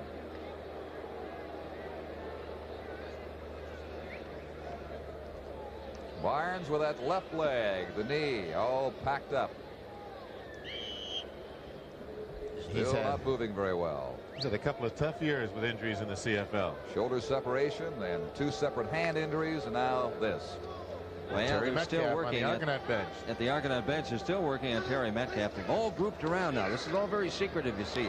They don't want us to know that he's injured, so they're trying to block off our view of Metcalf. We all know where he hurt his knee. They don't know what happened inside it yet.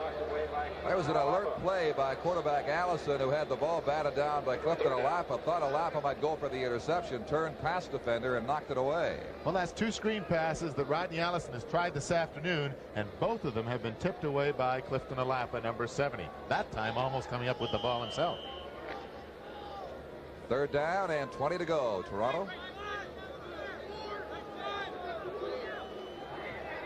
Here's Ken Clark, averaging 51. His 7th punt of the day. Another good one. Down to Rhino. This time they're going to contain Randy Rhino, Montreal's most dangerous punt return man, around the 19-yard line. Buddy Hardiman got there, along with Doug Riddle. You think the Argonauts got trouble? How about those Boston Red Sox? We just received a score, and the Yankees leading the Boston Red Sox 6-0. They should be in the 5th inning now. So the Red Sox didn't get lucky. It did not rain today at Fenway Park. Football reply. We invite you to send your questions in. We'll endeavor to get the answers for you. Questions about the CFL, of officials, players, management, what have you. Football reply, CBC. Ken Starch out around the 25, has 5 yards, maybe 6. We have 5.5 minutes to play here in the 3rd quarter. Smith and Rosano defending for the Argonauts. But the Red Sox lose that ball game. It appears they might. They'll be in a dead heat with the Yankees, tied for the American League East. Losing 4, if they should not win this one today, in a row by pretty lopsided scores. And as we said last night, Don, that opens the door for the Toronto Blue Jays to be real giant killers. They could decide very well who's going to be the pennant winner.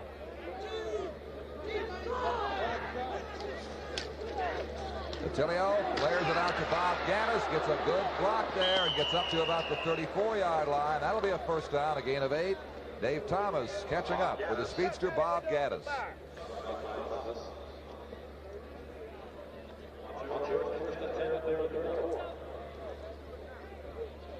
Okay, we have Peyton going out on Rick Rosano and gets a pretty good block on him. He didn't like sitting on the bench, I guess, as the designated import, but it's important that Montreal gets something going here, Don. They must get the ball moving. I thought the Toronto offense is starting to do a little bit more in this half, and Jerry DiTilio has to throw that ball a little bit. He's 2 for 5 right now. Gives the ball to Ken Starch. Again, straight ahead.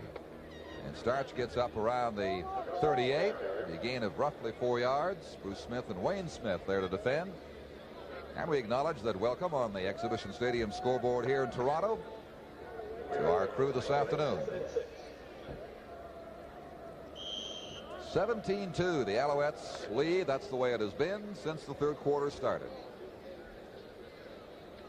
Just under 4 minutes of 3rd quarter playing time remaining now as Gaddis heads left. Larry Smith and Brock Ainsley coming right. Starch and O'Leary lined up behind the quarterback, Jerry DiTilio. For Della Riva, cut down immediately by Paul Bennett, but not before he picked up 17 yards and a 1st down. Well, interesting situation out there with Wayne Smith, number 77, and Dan Yoakum, the offensive tackle, number 67. A couple of big ones. They had arms around each other as they're walking back after Della Riva caught that pass, and they've had a lot more than arms around each other at various times through the years they've played against each other. The ball between the 51 and the 52 of Montreal.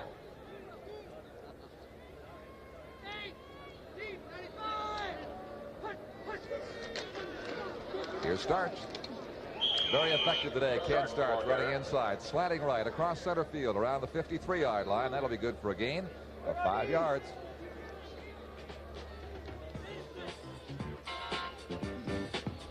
So with 3 minutes to play in the 3rd quarter, there's the score, and we'll be right back. The American Indian has always respected the eagle, its strength, its freedom to sail, to soar, master of the sky. To fly like the eagle is no longer a dream. To fly to the lands of the Native American or anywhere else in the world on a Boeing 747.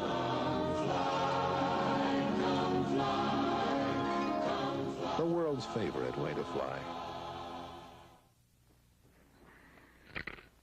Every time you mix a drink, you've got an 80% chance of doing a good job. See this? 4/5 of your drink is mixer. And no matter what you're mixing it with, that 4/5 is going to make or break the taste of your drink. That's why you should be using Canada Dry mixers for every drink you make. Because it's no secret Canada Dry makes better mixers. So don't take chances with taste. You can't lose when you use Canada Dry mixers. Anytime, all the time. The Montreal Alouettes hoping to convert this second down play and let this drive continue from the Toronto 53.5-yard line. There's second down and about 5. There's the man who's come on to quarterback them since the injury to Joe Barnes, Jerry DiTilio. Steps up away from the pressure but can't beat them all. They have him down. DiTilio hit by Rick Sovieta and Kent Carter. In the sack back at the 50-yard line, so it's going to be third down and 12. And an Argonaut late getting up is Wayne Smith, injured on that play. There he is. Well, the sprint out that the Owls were so successful with in the first half on that particular play when DiTilio tried to get to the outside, there was a little pressure came on as Rick Sovieta and the middle linebacker Rosano came on, and you have to do that to cut him off at the pass. It's number 73 Sovieta that turned him back to the inside and allowed Rosano to put a 6-yard loss on Jerry DiTilio. And Wayne Smith, number 77, is still on the ground, having been hurt on that last play. So Smith makes his way across field slowly. Reminds you that on Saturday on the CBC Sports Special, we'll have competitive whitewater canoeing from Jonquière, Quebec. The challenge of man against river on whitewater canoeing on the CBC Sports Special this Saturday.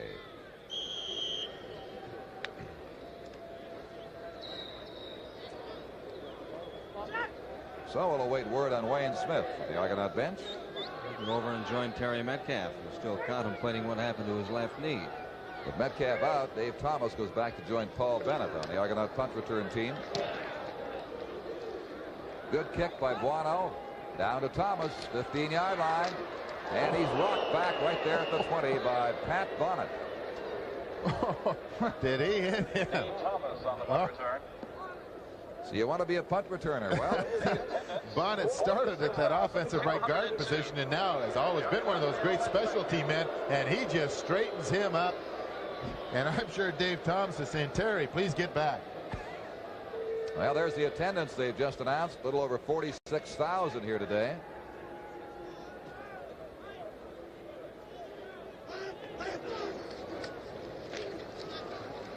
Rodney Ellison looks one way, then the other way, finds Braganola.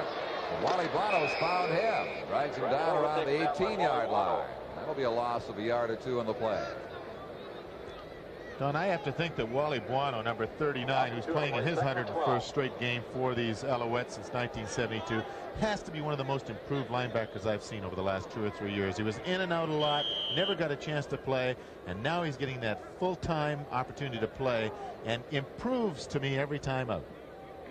He's a solid football player.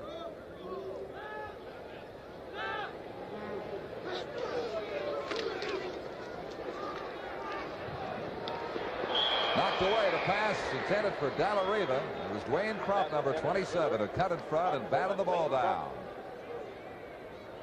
Okay, there the injured Argos. Metcalf tried to walk out whatever's wrong with his left knee, but it didn't work out too well. And then Wayne Smith, of course, and his right ankle is what the problem is there. Upper part right side of his right ankle. So they may cut into that tape and see if they can ease some of that pain, some of the pressure. All right, there's Harris with Rhino. Back at the 50, Dickie Harris, we told you, will undergo surgery. Corrected torn muscle on his left arm tomorrow, but he's in there today. Here's Rhino. And he takes this one inside the 50-yard line. Randy Rhino's returner. Bill Norton, number 69, hauling down. After he brought it back 11 yards, and another Argonaut is slow to get up. That is Norton. He's still down. We have 52 seconds remaining in this third quarter, as the Argonauts begin to drop like flies out there. Metcalf, Wayne Smith, and now Bill Norton. Well, Randy Rhino, who has just turned out to be an excellent punt return man, looks like he has nowhere to go here, but puts on the brakes. The two Argonaut players go by him, and he has that acceleration, and that's what makes a good punt return man. And number 18, Dickie Harris, helping him out, making sure he's covering him up. And in that pileup, Bill Norton, number 69, went down and is still down on the ground. Meanwhile, we get a little entertainment here at Exhibition Stadium. Well, enjoy those scenes while you can. The cold weather's coming. Girls won't always be dressed that lightly. No. As Randy Rhino has done a good job in punt returns. He leads, of course, the East, as you see, and it was that tackle on him that Norton tried to apply that created the injury, and now he'll get assistance to leave the field. You were talking about Wale Bono for us a little while ago there. This year, he had to come in here, of course, for Sonny Way to do the punting. He's averaged 43.7 yards per punt. He was 38.3 starting this season. And you have to appreciate that, Tom, because as a linebacker, he must have a lot of hurts. I'm sure he has a lot of muscle problems in his legs, getting hit all the time and blocked, and he can still go out and have that respectable average. Is a credit to him. Russ, the Argonauts now with Wayne Smith's injury, as you see Norton leave, are missing both their regular defensive ends.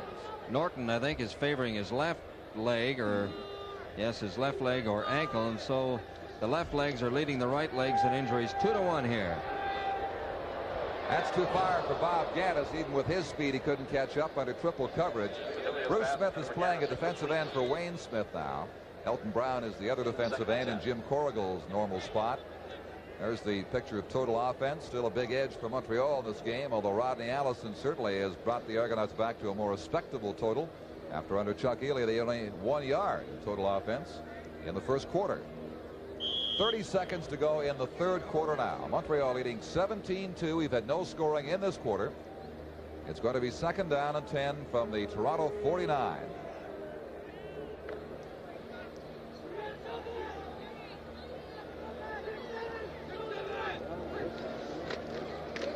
A fake to O'Leary. Tilio unloads. Wide open is Bob Gaddis. Look out. Goodbye. Touchdown.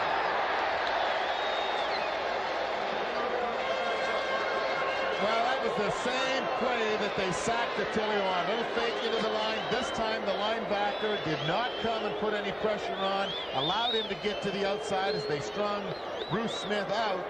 And he allowed Gaddis to get downfield. But little fake to O'Leary. On the last play, they brought the linebacker and put the pressure on. Here they didn't have the linebacker. Allowed him to get out there and get set. And he was all alone in behind that defensive backfield with Ike Thomas, the only one who had the chance to stop him before he went the 49 yards for the touchdown. So Gaddis is now hauled in 6 for 150 yards this afternoon. And it's 23-2. And Don Sweet will endeavor to make it a 24-2 score. Tilio finally connecting on the explosive touchdown play with Bob Gaddis. There's the extra point through by Sweet. Montreal in possession of a 24-2 lead here, as you'll see it again.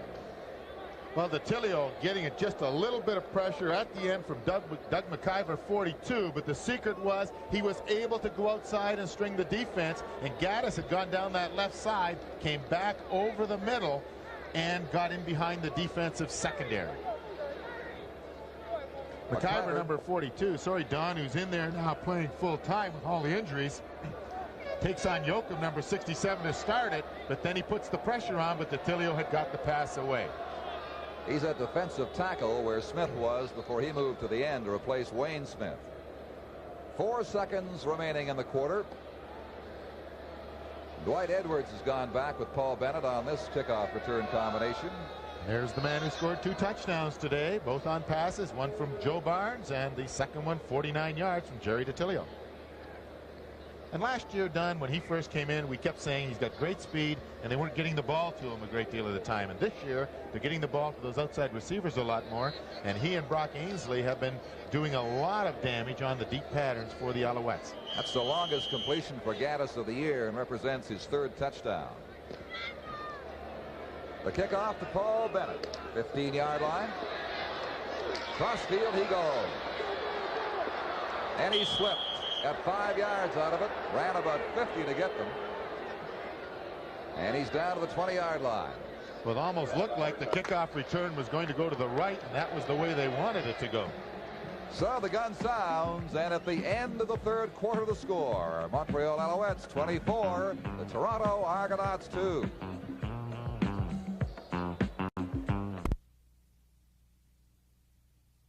For guys like me who love the great smell of Brute, here's a play that goes all the way. First, you hit the shower with Brute 33 shampoo. You pick up protection against wetness with Brute 33 antiperspirant. Cut to the sink, where Brute 33 cream shave chops down even the toughest beards, and get super hair control with Brute 33 hairspray. Go all the way with Brute 33, because when you stay with the great smell of Brute, the great smell of Brute stays with you. A CBC premiere. Mary's back.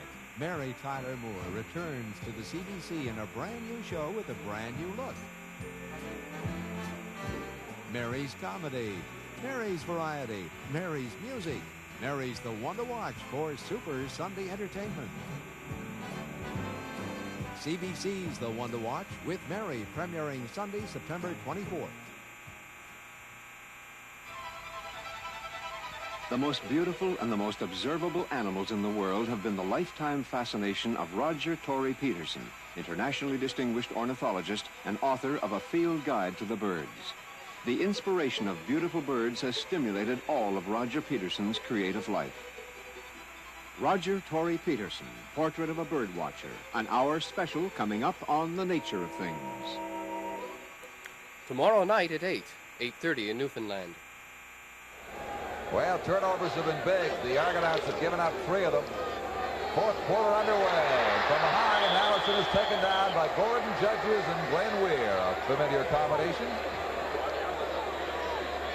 In the sack for a 6-yard loss. Well, you play quarterback and you got those defensive linemen coming after you. Allison's trying to get Terry Evanchin free. He's waiting and waiting, hoping that Terry can beat that deep coverage on that right side. And while he was waiting, number 75 got him. Gordon Judges, the veteran defensive tackle with this Montreal Alouette team. There's how they line up. Judges has had his injury problems the last couple of years. Still not completely healthy, but in there to play. The charge on Allison again. They've got him back at the 8-yard line. Again, Gordon Judges. Weir missed him, and his partner Judges nailed him. That's like saying Weir to Judges. Weir had him. Allison had to dance away from him.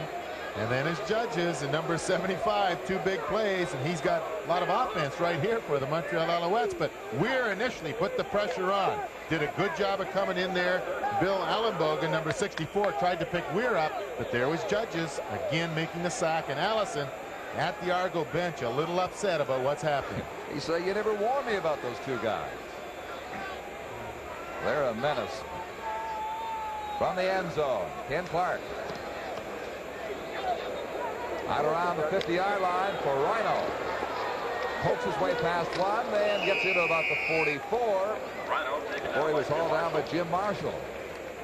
Brought it back 7 after a 44-yard punt. So again, the Alouettes go inside the 45-yard line. 1st and 10 at the Argo 44. With a 24-2 lead.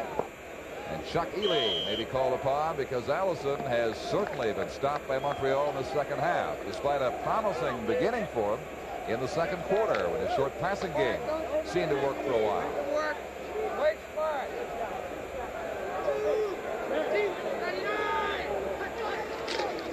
Ken starts. Veers outside. Runs into Marshall. He gets 4 yards around the 40. Marshall on the stop. In a 4, 2nd and 6.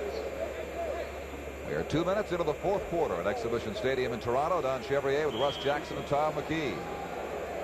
Next week, Montreal will be at home to the Hamilton Tiger Cats. While the Argonauts travel west to Winnipeg, the Bombers, miracle workers in that final couple of minutes in Ottawa, pulling out a 31-29 win yesterday. And against Saskatchewan the week before. Same score, in fact. Detilio unloads, intercepted by Paul Bennett.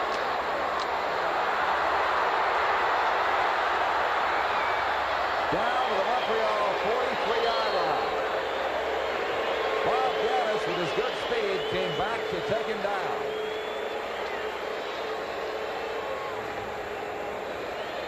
That's his second today. That one, a return of 48 yards for Paul Bennett.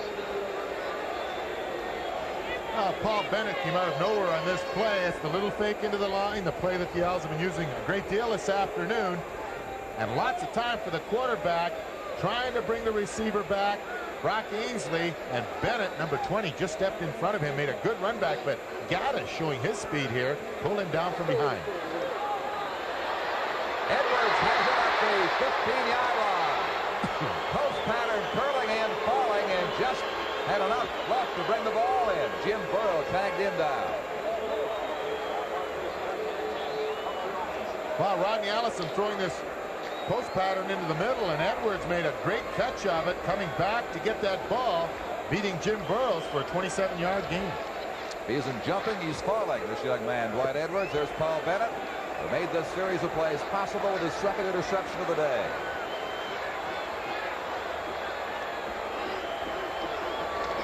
A fake to Braganola. And on the corner for Edwards again. And he's got it around the 7-yard line. Again, Burrow defending. They'll give him the 8-yard line. It'll be second down and 3. And second and 3.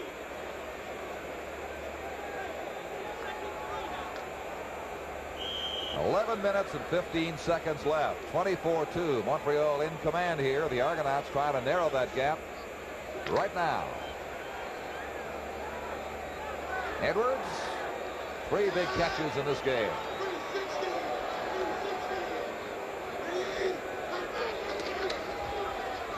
Braganola runs into Crump. Support from Fiatola from the bottom. And they do not get the first down. Okay. It's third down and 3 from the 8. And other than a couple of runs, the Argonaut offense, as far as their running attack is concerned, has been pretty well stymied by this defense of the Montreal Alouettes. Braganola broke one out on a 3rd and short yardage situation, then fumbled the ball. And Metcalf, when he was attempting to throw the ball, ran for about 12 to 13 yards. Other than that, it's been just 2 and 3 at a time. There goes 3 yards from the first down, 8 yards from a touchdown. Third down. Braganola fights for it. I'm not sure if he got there. He's close to the 5-yard line.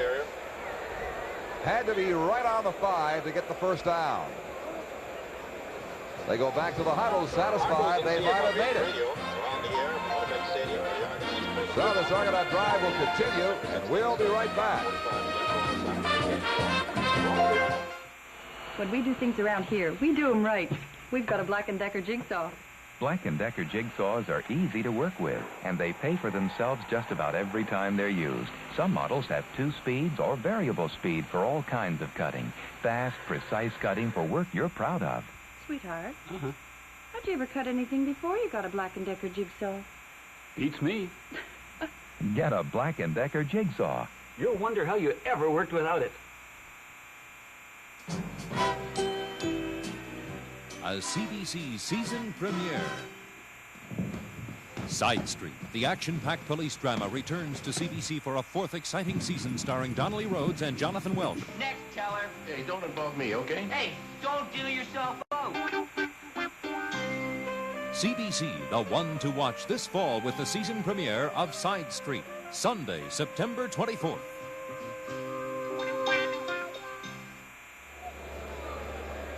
Well, Braganola going in off tackle here. We thought he had the first down, but they measured while we were away at commercial. And on second effort, he got himself close to that 5-yard line, and they just missed by inches in not getting the first down, and Montreal now takes over on their own 5. That's twice now inside the 10. The Argonauts have failed to score today, both after interceptions by Paul Bennett. Ken Starch tries to get some running room and has only a yard. He was tracked down by Bennett, by Rick Rosano. 9:40 to play in the game. 24-2. Alouettes in command all the way with 14 first quarter points. A field goal in the second, then this touchdown late in the third quarter by Bob Gaddis, the second of the day. They're on top 24-2. There's Joe Barnes. He looks like he's wearing an old-fashioned mini skirt, doesn't he? Surprised he hasn't got any tape or anything on that left knee. He had it on earlier. He's taking an off-season. Also getting chillier down here. Ken Starch out across the 10, but short of the first down. So the Argonauts should be getting the ball back here as Montreal is going to be third down and 2 to 3 yards. Some fans from Montreal obviously here this afternoon enjoying it a lot more than the people sitting around them. Ken Starch has been the workhorse of that Montreal Alouette offense, coming with Coach Joe Scannella from Oakland, and certainly has turned out to be a welcome addition, not only running with that ball, but gives them good pass protection. He's carried 6 times for 64 yards in the ballgame. That's a good point. He's an excellent blocking back. No question of that. Wally Bueno limbers up now for his 8th punt of the afternoon. Metcalf is still out, so it's Dave Thomas back with Paul Bennett at midfield. Low snap to him. No real rush. Gets a low one away that bounds up to Thomas at the 50-yard line.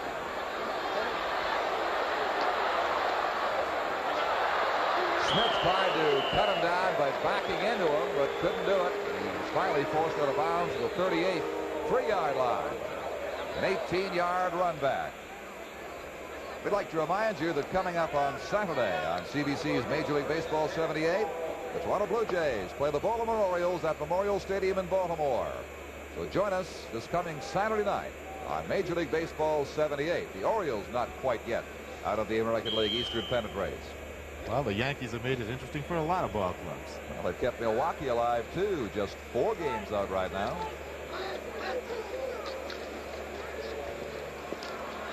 Now Allison gets some pressure. Unload, gave the ball away. Wally Bono. Ralph Hill takes him down at the Toronto 42-yard line. Allison, his inexperience showing, turned and just unloaded right to Bono. Well, he had been sacked a couple of times with Weir and Judge just putting the pressure on. And again, as he's going to the right here, a little fake inside. He's trying to go deep. He's trying to get all at once.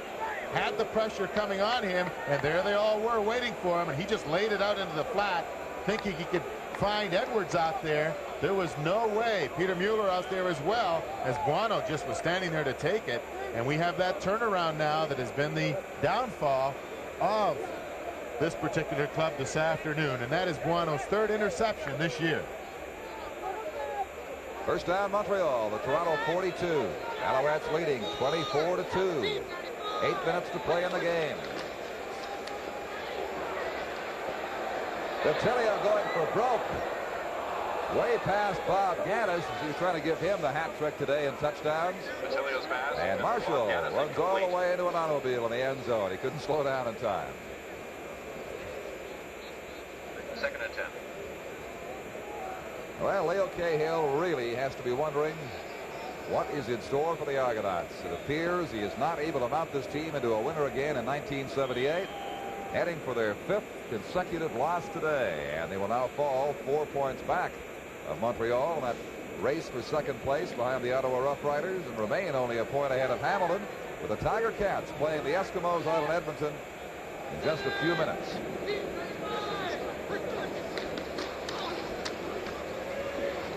Oh, good screen. O'Leary. He tight ropes. They mark him out back at the 34. Kent Carter forced him to touch the sideline and go out around the 34-yard line. Canadian professional football on CBC will return in just a moment. Make sure to take advantage. Tires, please. What kind of tires, sir? Oh, just ordinary tires. Sorry, sir, we don't have just ordinary tires. We only have Michelin. Okay, I'll take an ordinary Michelin. No. Why not? They don't make ordinary Michelin. They only make the best kind. Costs $1 zillion, bet ya. Yeah, you'd be surprised. Michelin. We only make the best kind, yet our price could be a nice surprise. The price is a nice surprise. So is your helper.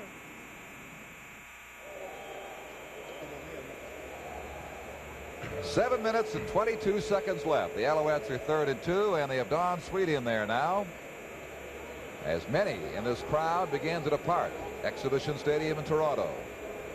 This would give Montreal a 25-point lead. From the 40-yard line, Sweet hits again.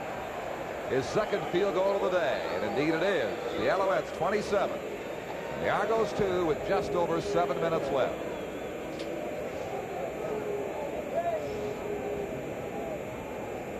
Another viewing reminder for you as you look out at Lake Ontario, the islands. Hamilton Tiger Cats will be in Montreal at the Olympic Stadium next Sunday. You Montreal fans will want to catch that game, and viewers across the country, I'm sure, will want to watch it as well. We'll have it for you next Sunday right here on CBC television, Hamilton against Montreal.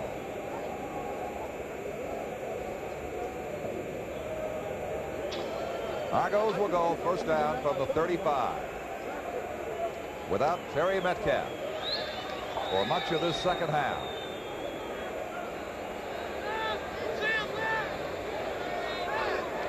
Hardiman lined up with Braganola. Allison at quarterback. The big charge on him.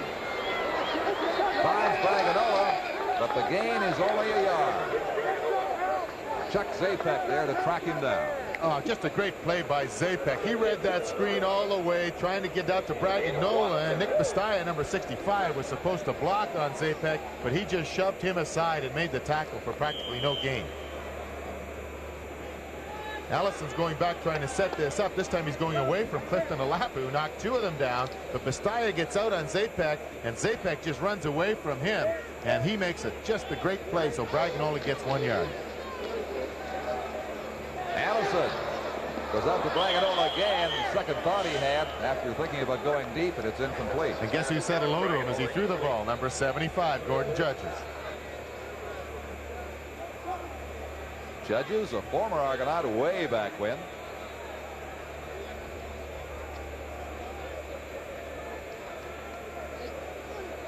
Rodney Allison, 14 for 23 this day, but never really able to sustain a drive.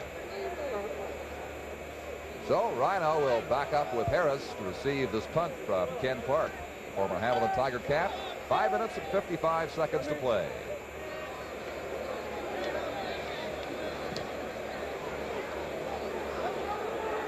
To Rhino again.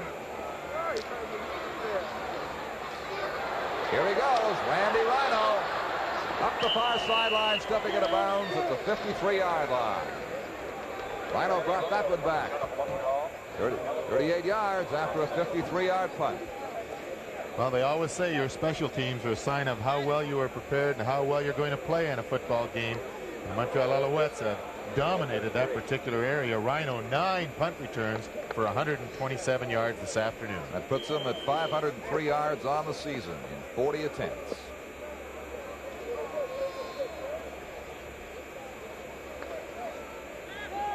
(27-2) Montreal very much in control here as they go first down from their own 53-yard line.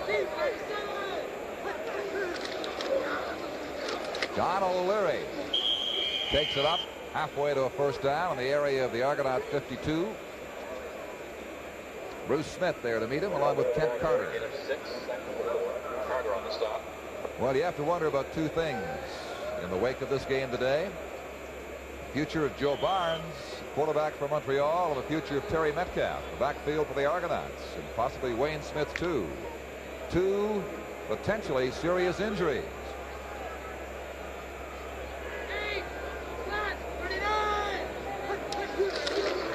Fumble. The Argonauts come up with it. Fumble recovered by Gordon Holt. Gordon Holt, number 17, was there to scoop it up. So the Argonauts will have a run at things here from the 52-yard line of Montreal. 4.5 minutes to play. Well, Jerry DiTilio never did get this ball handed off to the potential ball carrier from ground level as he comes out with a reverse pivot tries to hand that ball to Starch, and it got away from DeTilio before he ever got it to number 32, Ken Starch, bouncing right to number 17, Gordy Knowlton.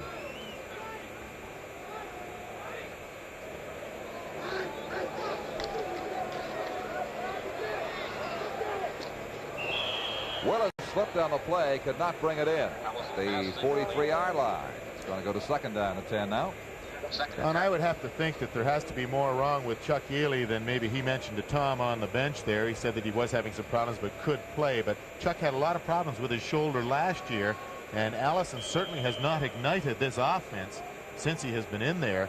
And without Chuck coming back in, especially after that last interception he's thrown, he's got to be hurting more than he told Tom. How many times have you seen a quarterback hurt trying to make a tackle like that?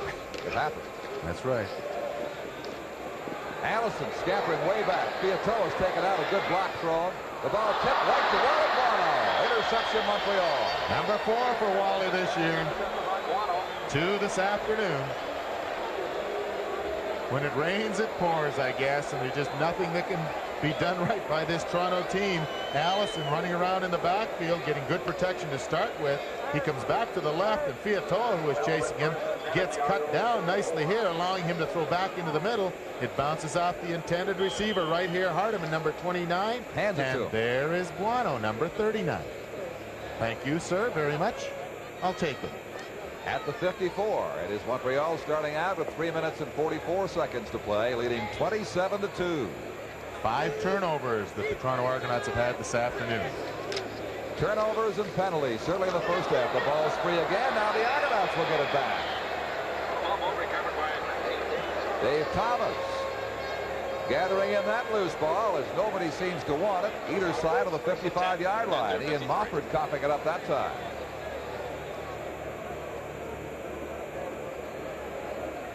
Well, let's see who's going to grab this ball next. DeTilio handing off to Mofford, who's in there now running out of that backfield, number 10, and as he was hit, the ball just went out of his grasp, and there we have it again. Number 15, Jim Marshall on it. People getting the jump on the traffic jams that ensue around Exhibition Stadium with 3 minutes and 15 seconds remaining. Allison fires to Willis. He's got a hit, and he is hit at the 52-yard line. Tackle made by Chuck Zapek.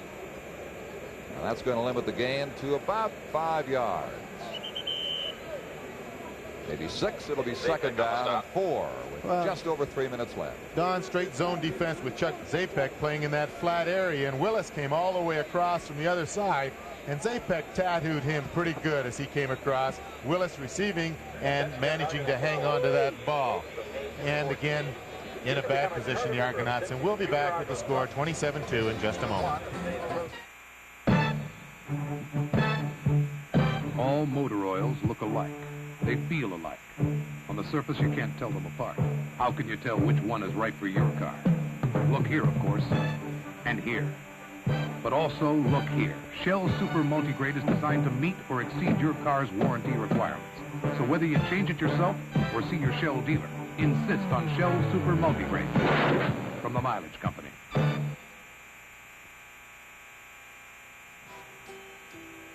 A sports special on CBC as Muhammad Ali tries to regain his title from young Leon Spinks.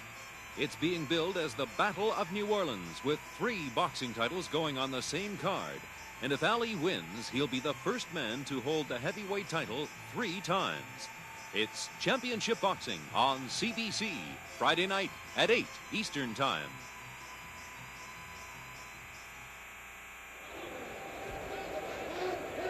Second down, 4 to go. Rodney Allison out of bounds. Edwards could only get one hand on it. It'll be third down and 4 Toronto for the Montreal 51. 2 minutes and 58 seconds remaining, and the Alouettes simply waiting to make this one official with a 27-2 lead. Montreal zeroing in on their 5th win in 9 games, which will leave them 4 points behind the Ottawa Rough Riders. Winnipeg, their defeat of Ottawa yesterday, left it, well, in terms of a bit of a race in the East. It might have been awfully one-sided if the Rough Riders won. It's too far at the 40-yard line. Larry Utek applying the coverage out there on Slade Willis. So Turnover goes to Montreal now. The Argonauts in desperation try a 3rd and 4 gamble. There's the story of total offense with Montreal 120 yards better. On the scoreboard, 25 points better this afternoon. First and 10 at their 51. Joe Scanella's got to be pleased. He gives directions to Jerry DiTilio as to how to handle this series of plays with 2:52 left. But has to be concerned about his quarterback situation, and I'm sure is thinking ahead to Sonny Wade coming back. Sonny told us last week when we were in Montreal that he was hoping possibly to get back for the Hamilton game next week, and I'm sure Coach Scannella is hoping the same. Well, that'll be a break for them with Barnes obviously out. Ken Starch hits inside again, reaches center field. His advance is going to be about 4 yards. Starch is 69 yards and 15 carries today.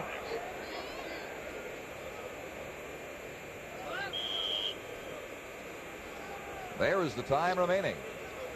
Starch actually got 5 in that play, so he's halfway to a first down. After the game, we invite you to stay with us. We'll have a lesson on pass receiving by Jenny Meldrum. Conversation with Peter Dallariva. Of course, highlights of this afternoon's action. DiTilio getting away from Smith. He lost the ball. Bruce Smith picks it up. First down Argonauts at the 42-yard line. DiTilio had successfully eluded the Argonauts and seemed to slip and lose the football. Well, Argonauts coming with their linebackers here did put the pressure on DiTilio. Again, this has been the way they have kept him in the pocket, is when they have brought those linebackers. He did everything but hang on to the ball that time. Eluded everybody in a blue uniform that was after him. Finally, number 61, Bruce Smith, who's down on the ground out there. The training staff come out to see him. Fell on the ball after he had missed Mr. DiTilio once. Well, the Argonauts must be running out of defensive linemen now. Wayne Smith down, Bruce Smith finally getting to his feet, coming across field. 2:16 left. It is 27-2 for Montreal. So Hamilton will be in position to move into 3rd place. Although it's a tall order, they have to beat the Eskimos in Edmonton this afternoon. That game is just getting underway out west now. Hardiman hit hard by Cornell and Weir. Ball came loose, and it goes over to the Montreal Alouettes. Coming up with it was number 72, Carl Cornell, the middle linebacker.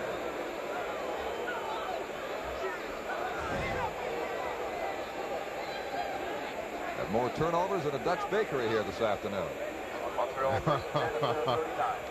All right. Hardiman a little upset with himself carrying out of that I backfield spot, and Cornell really straightened him up. He gets a good hit. Weir from behind, but Cornell really drilled him, and the ball did come out, as we saw in that replay, before Hardiman was down, and Cornell was right there to grab it. Line of scrimmage is the 39-yard line.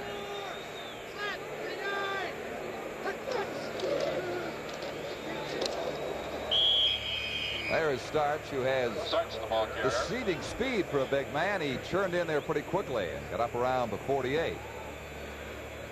He'll be about a yard away from the first down. 9-yard gain, just over 2 minutes left now.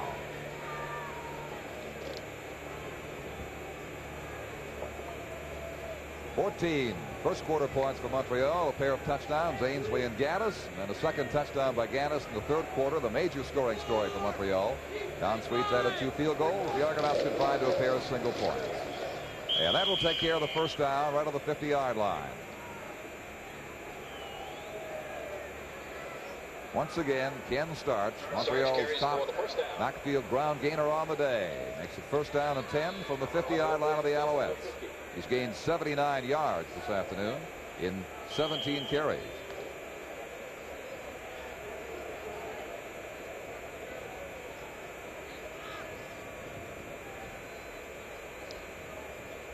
Brock Ainsley goes to the right side. Bob Gaddis left. McMahon is up as a tight end opposite Peter Dallariva. O'Leary and Starch in the backfield behind DiTilio.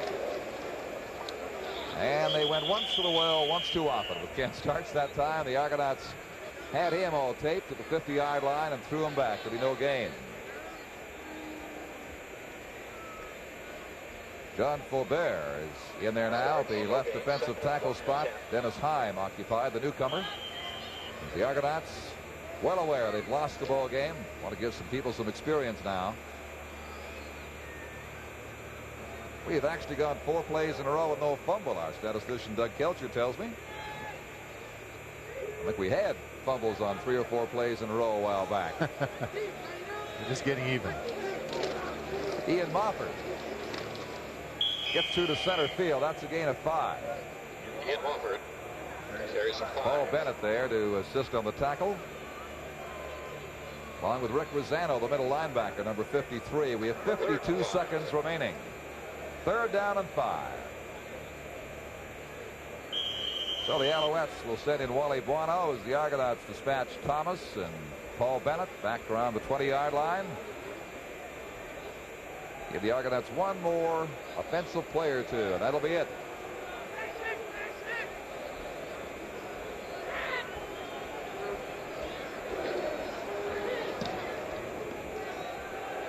Booms it down to Paul Bennett. And McMahon has hit on the 19-yard line. 23 seconds remaining now. A 41-yard punt by Wally Buono. Jerry DiTilio has certainly been able to get the job done in relief of Joe Barnes. 5 for 10 and 94 yards, sticking mainly on the ground. Looking for that big touchdown with Bob Gaddis that gave the Argonauts any thoughts of coming back. Well, it gave them second thoughts about it. And Don, Joe Barnes was 5 for 9 for 88 yards before he got hurt and threw 2 big touchdown passes, one to Ainsley and one to Gaddis. 23 seconds on the clock. Argonauts scrimmaging from their 19-yard line.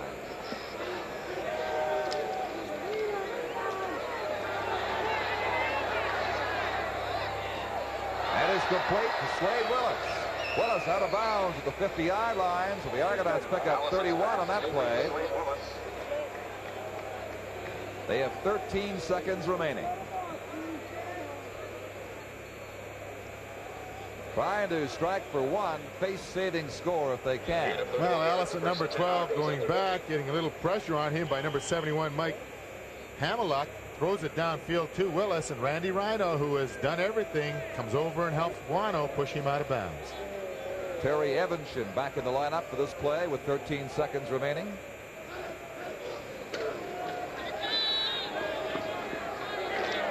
Allison scrambling and shopping for an open man.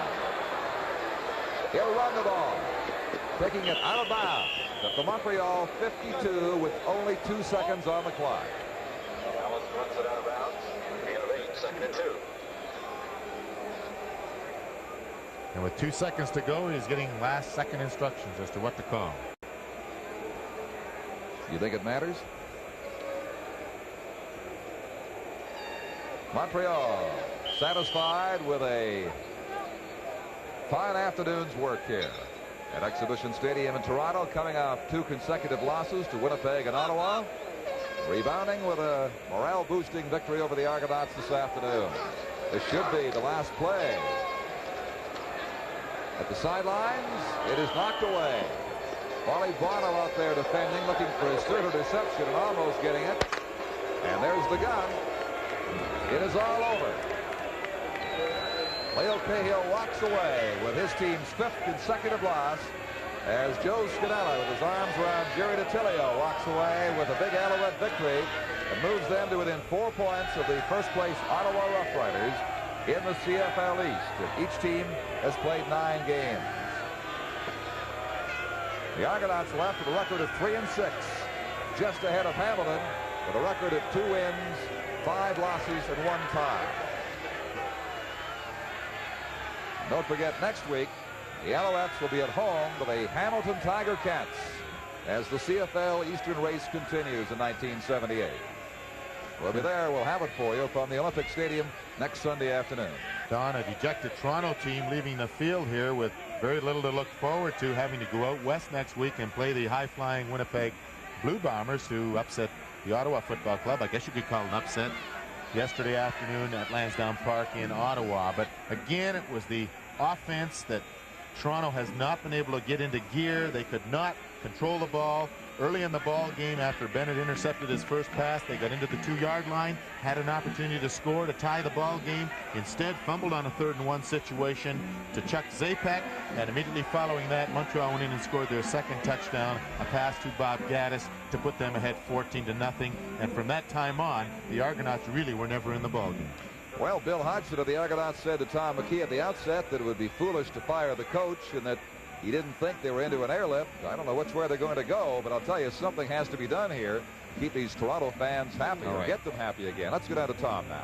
And with me is Bob Gaddis, who had 6 passes today for 150 yards. Right away, that's going to make you pretty happy. And as a much-needed bonus, 2 touchdowns. Bob, just a fine afternoon for you. Well, Tom, it was my first big game, really, I think. I had a couple of good games early in the season. But I think right now we are trying to get the ball to me more, which is the thing I like. And just so happened I got lucky today, you know. I hope the luck stays with me. Well, I think you're approaching, if you haven't gone beyond the 30 reception mark for this year. But tell me about this quarterback situation and how it affects people like yourself, wide receiver, flank, and so on. Well, to tell the truth, it's not really a big adjustment because Jerry and Joe are sort of roll-out type quarterbacks, you know. So we get a lot of practice during the week, and after games, after practice, we run a lot of patterns, and we get to know each other, you know. So it's not really a big adjustment. But I think it's going to be one when Sonny gets back because Sonny is a drop-back type quarterback, and he's going to drop back, and I'm knowing where Sonny's going to be at when he drops back. But with Jerry and Joe in there, you know, I go down and I look around and I don't know where they'll be. Well, what's your responsibility then? You just have to try and get yourself open, right? Like on the Barnes, the pass from Barnes for the touchdown. Yes, well, it was an out pattern, and the guy was playing pretty tough. So after I went out and I saw Joe run it, sprinting out, I just turned upfield and he just threw the ball and I was open. And then the other one, of course, was good for just a cool 49 yards. Well, that was a straight out post pattern that I ran. I just tried to get the guy a quick outside move and cut up on the inside, and unfortunately it was there. You know, you helped this club last year in that Grey Cup, coming back from the National Football League. I think you were a little indecisive there of what you wanted to do in your career, weren't you? Well, yes, you know, I was with about 4 teams last year, you know. I was with Montreal, I got cut, and I came back. And I was kind of in limbo for a while there. I didn't know what they wanted me to do. We weren't throwing the ball that much to the left side, and I was just sort of like panicking a little bit.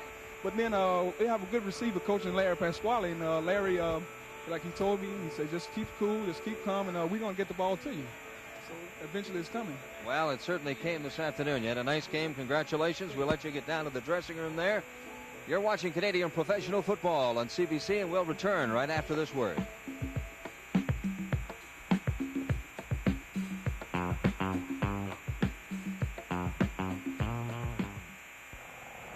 Here at the James Bay Hydroelectric Project, 2/3 of the way up James Bay, toughness is a way of life. Here where the cold can get down to an incredible 55 below. Here where roads are built for heavy equipment and severely test the build of light-duty service vehicles. Here where toughness is the measure of a man and his equipment, Chevrolet is proving again. Chevrolet trucks are built to stay tough. This year, Sony is proud to introduce 8 new direct drive turntables. They all feature Sony's exclusive brush and slotless direct drive motor for rock-solid speed control. They all have the operating controls on the outside, so you won't jiggle the stylus by having to open the dust cover to get at the reject button. They're all beautifully finished and go well with any stereo system, and above all, they sound great. They're Sony.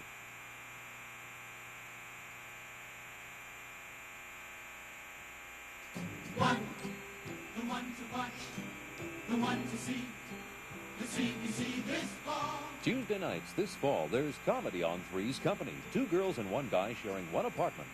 Then award-winning investigative journalism on the Fifth Estate with Adrian Clarkson, Eric Melling, and new reporter Ian Parker. The CBC this fall. CBC, the one to watch, Tuesday starting at 8:30 with Three's Company.